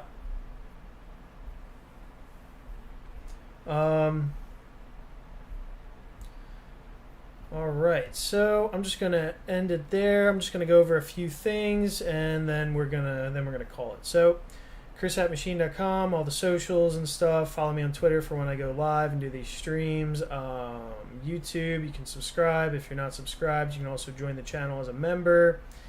Again, Twitter, chris@machine. I'll when I go live, I'll post here. You can support me on Patreon, sponsor me on GitHub. Thank you to all my wonderful GitHub sponsors here. We're doing Hacktoberfest. New site is out at lunarvim.org. You can check it out. This is actually at localhost, so where is it at? It's probably over here. Yep, so the new site's out. The docs are not fully there just yet, but they will be soon. If you're interested in writing blogs and stuff like that, let me know, and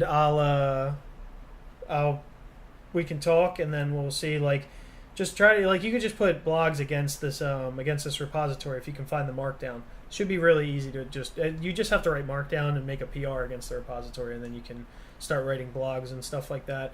We'll try to do like a newsletter thing maybe at some point, maybe like monthly or something like that. So if anyone's interested, you can write blog posts on here and get them out there. Anything you're doing cool with LunarVim or NeoVim or something like that. And yeah, that's pretty much it. I will see you guys in the next stream where we'll be doing LunarVim 2.0 stuff. But all right, I'll see you then.